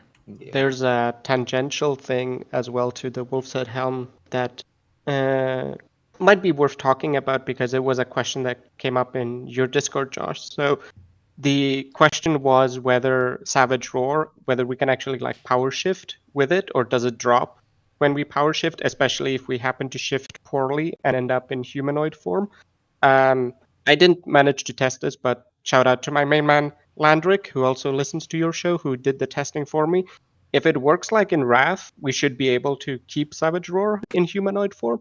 And any sort of thing that is a trigger from like, if you use Enrage, you get this buff as well. That also sticks in humanoid form, even though Enrage doesn't. So Blizzard, you could use these trigger modifiers and like set bonuses and whatnot to have us do like fun stuff with power shifting. I know you've given lots of love to cats, but just an idea. Also, don't take power shifting away from us. No, that's so intuitive and a part of the kit now for druids. I feel like over the last couple, you know, reiterations of classic and TBC and Wrath and everything else that they know better now. Part of the kit. It is a part of the kit. But it also means we want chunk energy regen, which, you know, rogues might have other things to say about that. So it is a more complex issue. I'm just you go.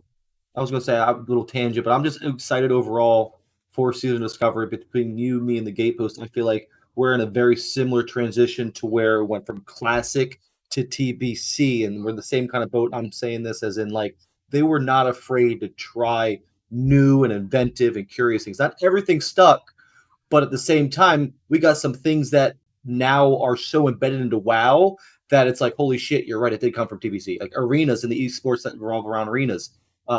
Heroics evolved into mythics, which now have their own esports scene. Like, I feel like this is such a great like ode back to classic that me being a classic Andy fan of WoW for almost 20 years now, I'm super excited because they're throwing everything in the kitchen sink at the fucking wall to see what sticks. And I'm super excited to see where they go in the future with this, and hopefully they don't fumble it and like take 4, 5, 6 months between each phase, essentially, you know. Yeah, and we've talked about this on the show in the past, and I'll talk about it a bit more once we're done with the classes. Of like, I know it upsets a lot of people, but I'm all for innovation, and I'm all for them, you know, like you say, throwing shit against the wall and seeing what sticks. Is like, hey, we all know that not all of this is going to work. Season of Discovery is going to be a beautiful mess of a game. You know, there's going to be like shit that is broken. People are going to complain. It's going to be great. But it'll be fun. And I think the fun is really the word that you underline there and go like, MMO players like to get their fucking, you know, all up in a puff about anything that they see is mildly broken in a game. But fucking game dev is hard and they'll work it out as best they can. But, you know, if something's powerful, deal with it. I don't know. Yeah, I'm excited for it. I mean, obviously, like I said, like we're gonna have the clear rock paper scissors winners when it comes to PVE and PVE content, and every phase that it drops coming in season discovery. You know what class now, Paladin, might fall off in the 40s. You know, who knows? Who knows? Let's dive in quickly on the other forms that we haven't talked about it as much. Just real quick while we sort of hit the home stretch here. Barris, and I'll get you to start on this one given your namesake. Can you see any particular synergy between runes and talents for Bear that really have you licking your lips? Oh yeah, definitely. Like I said, we touched a little bit. The runes in itself, it also depends. This is a double-sided coin where it depends on what Blizzard gives us. If it gives us the need for that survival of the fittest, because like we touched earlier, we didn't need anti-critical. We already were beefy boys with the big-ass fur. You know, we had the dodge, we had the armor, we had the stamina. We didn't need to be uncritical unless they add something that requires that in a dungeon or raid content. Then yeah, that could be fucking amazing. But in my mind, I want to see the Fury bear prot. You know what I mean? Give me the Furies that are just freaking doing some damage and you're tanking at the same time. That is what I'm super, super excited for. You want a furry Fury. Yes. Let's fucking go. I mean, because, you know, if you look at ZG and other 20-man content, like, especially if you're on Horde side, you don't have access to Paladins. And let's be real, people didn't take Paladin tanks into raids. So AoE threat was on swipe. AoE threat was on demo, shout, and roar for you as a bear. You were pretty viable when it came to AoE threat, especially when it came to me and our, you know, in pup, when it came to hardcore. Like, I knew I wasn't going to be the main tank, but god damn it, I'm a good ass off tank. And occasionally, like you said, 1 or 2 maul crits, good luck. 1 maul crit equals 1.5, 2 sunders. If you get 2 maul crits back to back, that boss is now yours. There's no warrior taking that from you unless they're burning shit ton of cooldowns to get it from you, right? So like that, let's full tilt into that. That's what I'm really excited for, is to see the threat generation from a Wind Fury bear. Because like I said, we haven't had Wind Fury in any forms up to date. You have to be on your weapon. You have to be out of form to get the Wind Fury. All right. Are you worried about not having Mangle in bear form? Because you probably are going to grab Lacerate, so suddenly you're just there of okay. Well, Mangle's only cat, and Mangle's only cat. incapacitate at the current rune state. So unless they change it, Mangle is only an incapacitate. So a little bit, I'm worried about it. But at the same time, maybe that's where the love came in for that Savage Strikes for our Wind Fury. It could maybe make up for that extra strike. You know, occasionally we'll have that extra strike within a 6 to 8 second window, which is what Mangle was on a cooldown naturally anyway. So, I mean, but Lacerate is a really good push for that single target threat. And you can even tab target Lacerate 1, Lacerate the next. You can get up to 3 targets with full 15 stacks. You know, it can be still viable as well. Let's move on to Cat real quick, and I'll just say to you, Cat enthusiasts, like all the runes we got for Cat, again, like, is it fair to say that probably, no doubt the devs absolutely worked everything to work well with the talent trees as they are. You know, we talked about they're not going to change talent trees. You know, it's just going to fucking move, like, you know, stitch together. Are you guys happy with the Cat talents and how they're going to operate with these runes? Yes, because I think most of the other classes that got roles that they previously did not have supported in their talent tree, the talent tree and the runes are kind of in this awkward situation. Like Warlocks is probably the only exception where there's interesting stuff you can do with the tank and the talent tree. But Druids have always had all the roles, essentially. So the talent tree kind of naturally supports us doing all of this stuff anyway. All right. Yeah, I think particularly at like level 25, it's going to be awkward. You don't have quite enough talents to do everything. Like you're either sacrificing bear or sacrificing cat if you're going down the feral tree. And you don't really have enough to splash into the other trees unless you're really going for a PvP build rather than PvE. So like the cat gameplay is really going to be defined by those runes that they added for it, which is good. Like it was definitely necessary. But I think the kind of other side of that is when we get to the next level cap, you know, whatever it is, 35 or whatever, all those talents that, you know, define the vanilla cat gameplay are going to be up online now. And yeah, that I'm very excited for that. I think it's going to be pretty crazy playing cat then. Very the cool. funny thing Yeah. that Sorry, you Go go. ahead, Sneaky. I was just quickly gonna say that the funny thing is, if I look at the cat talents and the runes, I'm kind of like, the runes almost feel like they allow me to go, even at level 25, fully committing into power shifting, and suddenly I'm barely putting any talent points into the feral talent tree. Because I want that natural shapeshifter from Balance, I want that Furor from Resto, and I don't have any talent points to spare essentially after that. That's very true too, because early on you have no intellect gear to coincide with your bear or feral gear, because then you essentially can shift 2, maybe 3 times in your own, and then you're shit out of luck on that aspect too. Yeah, and I think the way that Cat has always gone for me in Classic is that if I'm feral, then people want me to. And so I've always had to move around it, can't get improved shred. And if I were able to just always go full Cat, I felt like the talents are great. I love the talents. And at the early level, I agree with what Sneaky said about going into balance first. I think for leveling, while you're leveling, I think most of the time, in PvP, going straight to Moment of Clarity, you get the 10% physical damage from natural weapons, which was pretty much the best talent that there is for Cat, anyways. So, I don't know, and I just think that Cat's gonna feel really good every phase. I'm just speculating. I think it's gonna be great. I agree, because they gave us so much love and buffs, and then, like you said, you got to add the extra utility that, hey, we bring the Wind Fury now. Final point on Resto, and I'll wrap this one up after this, guys. Final point on Resto is that, again, focusing in on the talent trees there and their synergy with the runes. Obviously, there's no talents that really directly relate to any of these abilities that we've been given, because they're new abilities. And interestingly, where other classes got the old any talent that talks about heroic strike affects this ability as well.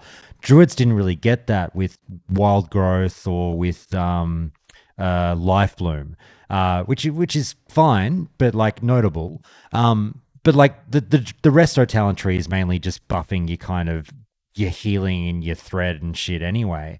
Do you guys feel that there's a good enough synergy there between the new Resto runes and the talent tree as it stands?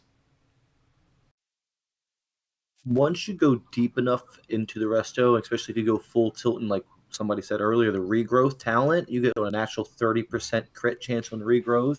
And if you're going just a pure spell, you're pushing 40-50% spell crit on just regrowth. You're talking living seeds left, right, and center. But I also have a feeling you might go into that oddball classic Druid healing. Technically had one of 5 choices. It depends. You go into balance and get some good hots. You go deep into feral to get Heart of the Wild, which means your mana pool was pushing 10k if you're fully world buff, which means that could be another output. If they're pushing Wild Growth and Life Blooms left and right, it's base mana consumption, not just a spell cost now. So it's going to scale where you're going to continue using the same amount of your mana bar, regardless if you have 10k mana or 4k mana. So there will be probably a definite new meta with the spells that we have available to us, because it's funny that you mentioned the Resto, because like I said, Resto's in Classic rating had 5 different choices they could go. They could go full Resto, they could go full kind of Moonkin hybrid, or like I said, you could go Heart of the Wild for a shit ton of mana. So it'll be very interesting to see what people start to build once we get more runes into later levels. Yeah, I'm also really curious just how those rune spells actually play as well. Is it more like TBC Life Bloom, where it's really, really cheap and you can just kind of run it all the time? Or is it like Wrath Life Bloom, where it's too expensive to really use that often unless you can guarantee mana return shenanigans on it? On what we currently have, it's telling us 28% per cast. It's a base mana cost for some of these things, and it's holy shit. Yeah, so and because you can't downrank that, it's really, really interesting. But I think the other thing too is the things that they added for Resto rune wise, covers what you want. Life Bloom should be a really good tank hot, and Wild Growth is a great raid ability.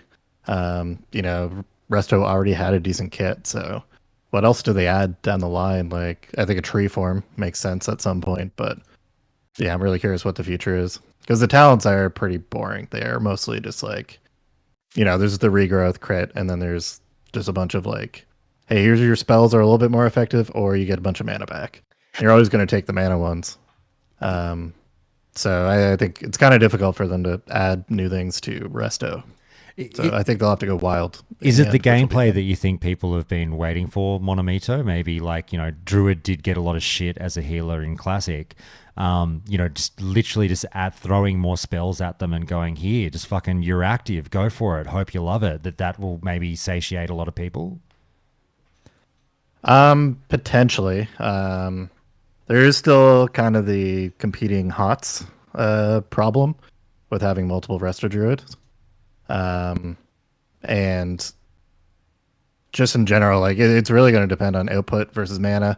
And the other thing too is, how are they going to be balancing fights? Are we going to have kind of more like Classic where all the fights were under a minute, or are they going to, make beefier health bars on the bosses and stuff, and then mana matters more? Yeah, I think it's kind of too early to tell. Hey, we'll wrap it up there, guys. But I'll ask one last question. This has nothing to do with Druids, so let's say actually one last thing. Is there anything we haven't said about Druids that absolutely must be talked about before we go? Anyone? Nope. Okay, let me ask this question. We're the best. I mean, we bring the only battle res in game, so everybody else can eat shit. And tranquility, and not tranquility, whatever. Innervate. There we go. Innervate. I think battle res is slept on so much. It's weird, but anyway. Let's let me ask this last question to you guys, and I won't let it go on too long. If you guys are keen to get out of here, but Tim was chatting away with us on stream last night, just via YouTube chat, not actually in voice chat. And he mentioned that something about the difficulty with Season of Discovery. Sorry, when I say Tim, I mean Tim Jones, the assistant lead of WoW Classic. I'm doing the whole like, hey, I'm on a fucking first name basis. Look at me. Fucking Tim was asking about what players want out of the difficulty of Season of Discovery, and he was like, out of interest, just to do a bit of a focus group thing, do you guys want, do you want to see more of the vanilla style of raiding where you set your feet, you smash your easy rotation and you pump and you get your 99 passes and you never have to worry about anything? Or he said, do you prefer the more challenging raids, maybe a la something like a Season of Mastery, or maybe even more difficult? I don't know. He was like, do you want to be under pressure difficulty wise, or do you want to just fucking have a beer and coast through the game? And I thought it was a really interesting question because it made me think that they must really still be wrestling with this a little bit in terms of designing some of these late game encounters, just trying to figure out what people really want out of this particular version of the game. How do you guys feel about it when I say that? Oh, ooh, that is such a rabbit hole to go down. My personal way is you always want something challenging and engaging, but you don't want it so convoluted that you lose track of yourself. That's why I personally don't play retail, because I don't know what's beneficial spell coming from a player. I don't know what's a not beneficial spell coming from a mob. I don't know what's what, and you don't know what you can skip. You don't know what you can't skip. Some of the best things that happened in Classic were the simplistic of it, and it was still challenging and it was still engaging, even though, and they did give us a really good showing on Season of Mastery. They added a couple things to bosses, tweaked Blackwing Lair. I enjoyed those changes myself personally. They just can't go too far down that rabbit hole and make it too retail, because then it'll lose a lot of fan base, because people do like some of those bosses where you just turn and burn. You sit there and hit one button over and over. Yeah. I've always said Classic players, whether they admit it or not, do not like great challenge. Sorry, you other guys. Monomito. Sorry, Meow, you jump in, mate. I will add to that. So, have you guys seen the video of, it's like the side by side of like retail rating versus classic rating? No. And it has like the really sweaty guy that's like straining the whole time. Oh, yeah. And then the other guy's just dancing the whole time, pretty much. I think there's a huge huge grain of truth in that. I think that I personally really like Classic because of the fact that it is kind of like that. And I don't really want the thing where it's like, if you want to, I don't know, if you want to play at like a relatively high level, that you have to like, you have to really investigate like how all the mechanics work, and there's a lot of them.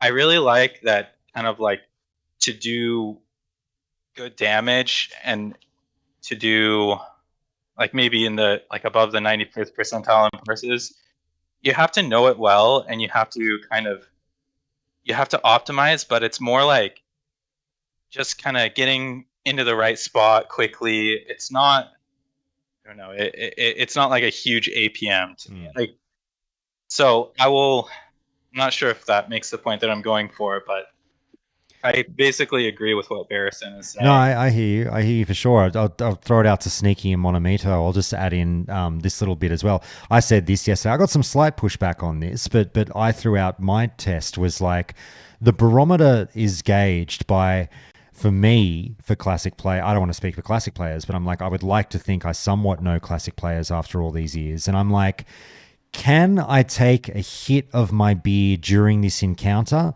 and can my guild laugh through this encounter, or will it be a shut the fuck up and clear comms type encounter? Because I think we all want to be able to laugh, have fun, not stress, and have a hit of our beer, as opposed to the opposite. That's the test for me, but I want to hear from you other guys. Do you want to go first, Monomito? Sure, yeah.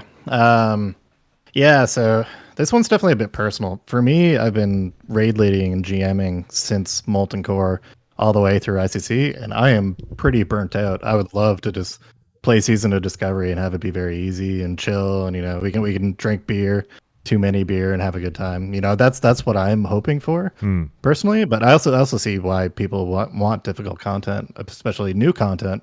That's classic content. So yeah, I'm curious. Like maybe they would be open to doing a multiple difficulty thing for the raids that they're making.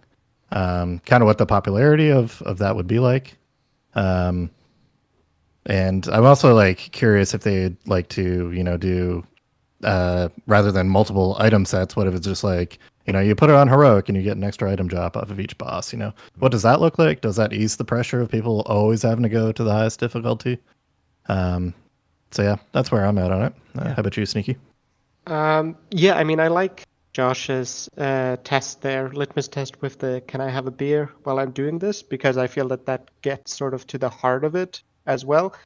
I would also say that it shouldn't be an either or decision of like either it's going to be very easy or it's going to be super difficult. There is a good point to be made about starting easy and then ramping up the difficulty as you go.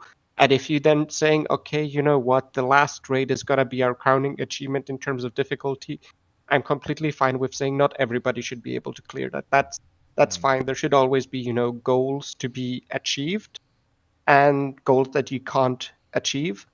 At the same time, it's worth pointing out the hardcore of the hardcore will always make the road challenges. You don't have to do that work necessarily for them. So if you're going to aim a little bit lower and make it a little bit easier, especially at the start, the hardcore people won't really mind, because then they're going to be counting how many seconds they take to clear the raid instead of like, can they clear it? So you're not going to lose the very dedicated, super sweaty people by making it a little bit too easy maybe at the start. I'd personally, though, say don't go for multiple difficulty levels, just because that takes me a little bit out of the world. Like, I like the location be like, this is the location. If you've killed Ragnaros, we all know what you're talking about, for instance. Not if it's Ragnaros heroic or mythic or what. Yeah, I definitely agree. It's the biggest kind of downside of the multiple difficulty things. Selecting a thing on your character is not very immersive or engaging. Fair enough. I also have a lot of experience going into raids where people are whispering me like, man, this place is so boring, it's so easy, but then like the entire raid wipes because we pull an extra, and it's like I think I think it's more complicated than just like tuning it. It's me personally, coming from a hardcore for the last couple of years, I am ready to have some fun with my friends over a beer or a joint and to die over and over, whether it be for our stupidity or a little bit of toughness in the bosses. Give us some fresh and make it some fun. And I think that's what the season should be. I couldn't agree more. I've still got PTSD from hardcore, and like I have, my sphincter has not unclenched, and I stopped playing like fucking 6 weeks ago. You know, I am so ready to relax. I think I logged on to a server, I don't know, like fucking a month ago or whatever, like 2 or 3 weeks after I stopped playing hardcore, and you know, I died for the first time in like 3 months in WoW, and I was like, oh my god, like my nightmare is over. I can die and not like fear it, and it felt so good. But yeah, look, I thanks for talking about that, guys. I'm sure that the guys will appreciate a little bit of a, you know, the world's smallest dip sample, but still some great feedback there. Everyone, I can't thank you enough. Let's do our goodbyes and get you out of here, and put this one in the what's going to be an 8 or 9 hour episode of bloody Countdown to Classic. Sneaky, mate, thank you so much. You've been brilliant. Thank you so much for having me again, and it's been so nice hearing old and new voices talking about druids, because, man, I love my druids. Absolutely. Meow Furion, mate, always a pleasure. You were great. Yes, thank you so much. I love it, and I really look forward to playing Elephant Form, Titan Script Boomkin. I love it. I love it. Give me giraffe form now. Giraffe. Oh my god. Oh, give us the deer form where your friends can travel form on top of you and ride. Let's fucking go. Ride me. Let's go. All right. I want a minimum of 10 more forms. Minimum. Make it happen. Speaking of the forms, on a half a serious note, Blizzard, please add the quests that you did not have time to add for cat form, travel That would be form, so on and so amazing. forth, Please. because we literally stop having class quests at like 20-ish until the Sunken Temple quest, and it feels bad. Maybe, can I add- maybe the quest for elephant form is to murder 50 elephants. You never know. So, go on. I want to add one more idea. If you've ever like flown into Moonglade, which you'd have to be a loser and not a druid because you just teleport there if you're a druid. But when you fly in, you see that like the trees are huge in Moonglade, and I think it would be really cool to turn those into like a big kind of like the druid challenge area where like that's where the evil moonkins live, and you have to go there to unlock a special idol or something, All right, you want like a like a treehouse, like the druids. I want like the Donkey Kong level that's like the treetop, whatever. Yeah. I want that, but in Moonglade. Hey, it's Season of Discovery. They can give us druid different skins. You know what I mean? Give me like the freaking horned or the different colored bear skins and shit they had. That looked cool. Oh dear. Monomito, mate, thank you so much for being here. You're a first timer. You did fantastic, mate. Thanks so much. Thanks for having me, and thanks to all the other druids too. Druids really are the best community. Every other class is missing out. That's the way. And Barrison, I'll say goodbye to you last, mate. Give you an opportunity if you want to. Throw in a pug for the Pushing Up Peace Bloom community. You guys are rolling Horde, I believe, for Season of Discovery. You're still discussing what kind of server you're going to roll on, but there'll be speculative because not druids. We're talking druids because Blizzard hasn't given us dick. Which I'm happy about that they've kept it so tight sealed up to this point. Let's be real. We're a week and a half, 2 weeks out, and we still really know virtually nothing about what servers we're going to get, what we're going to get, this and that. I just truly hope they don't fumble the ball and only give us 3-4 servers, because if Classic relaunch gave us any inclination of 2019 and they had 4 servers and they had to add 6 more, like it's going to be fucking massive because everybody and their mother's going to come out. So we don't know yet, but yes, essentially we're going to road Horde.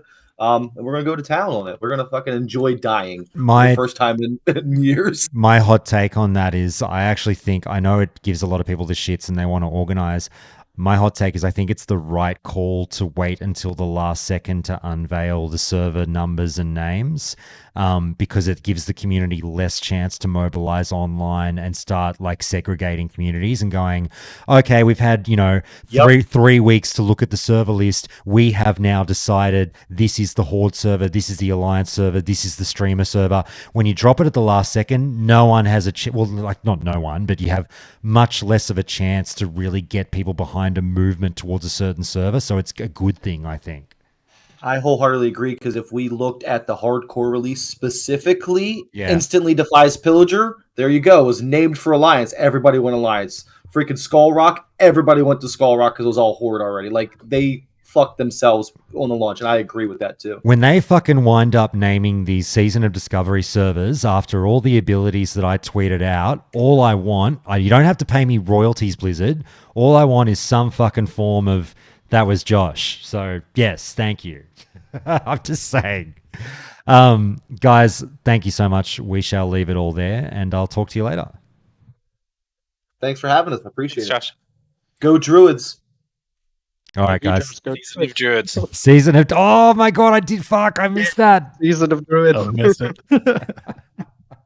See, that's the next D. We need a different D every day. That's what she said. So today we got Druids. Very good. Oh, dear.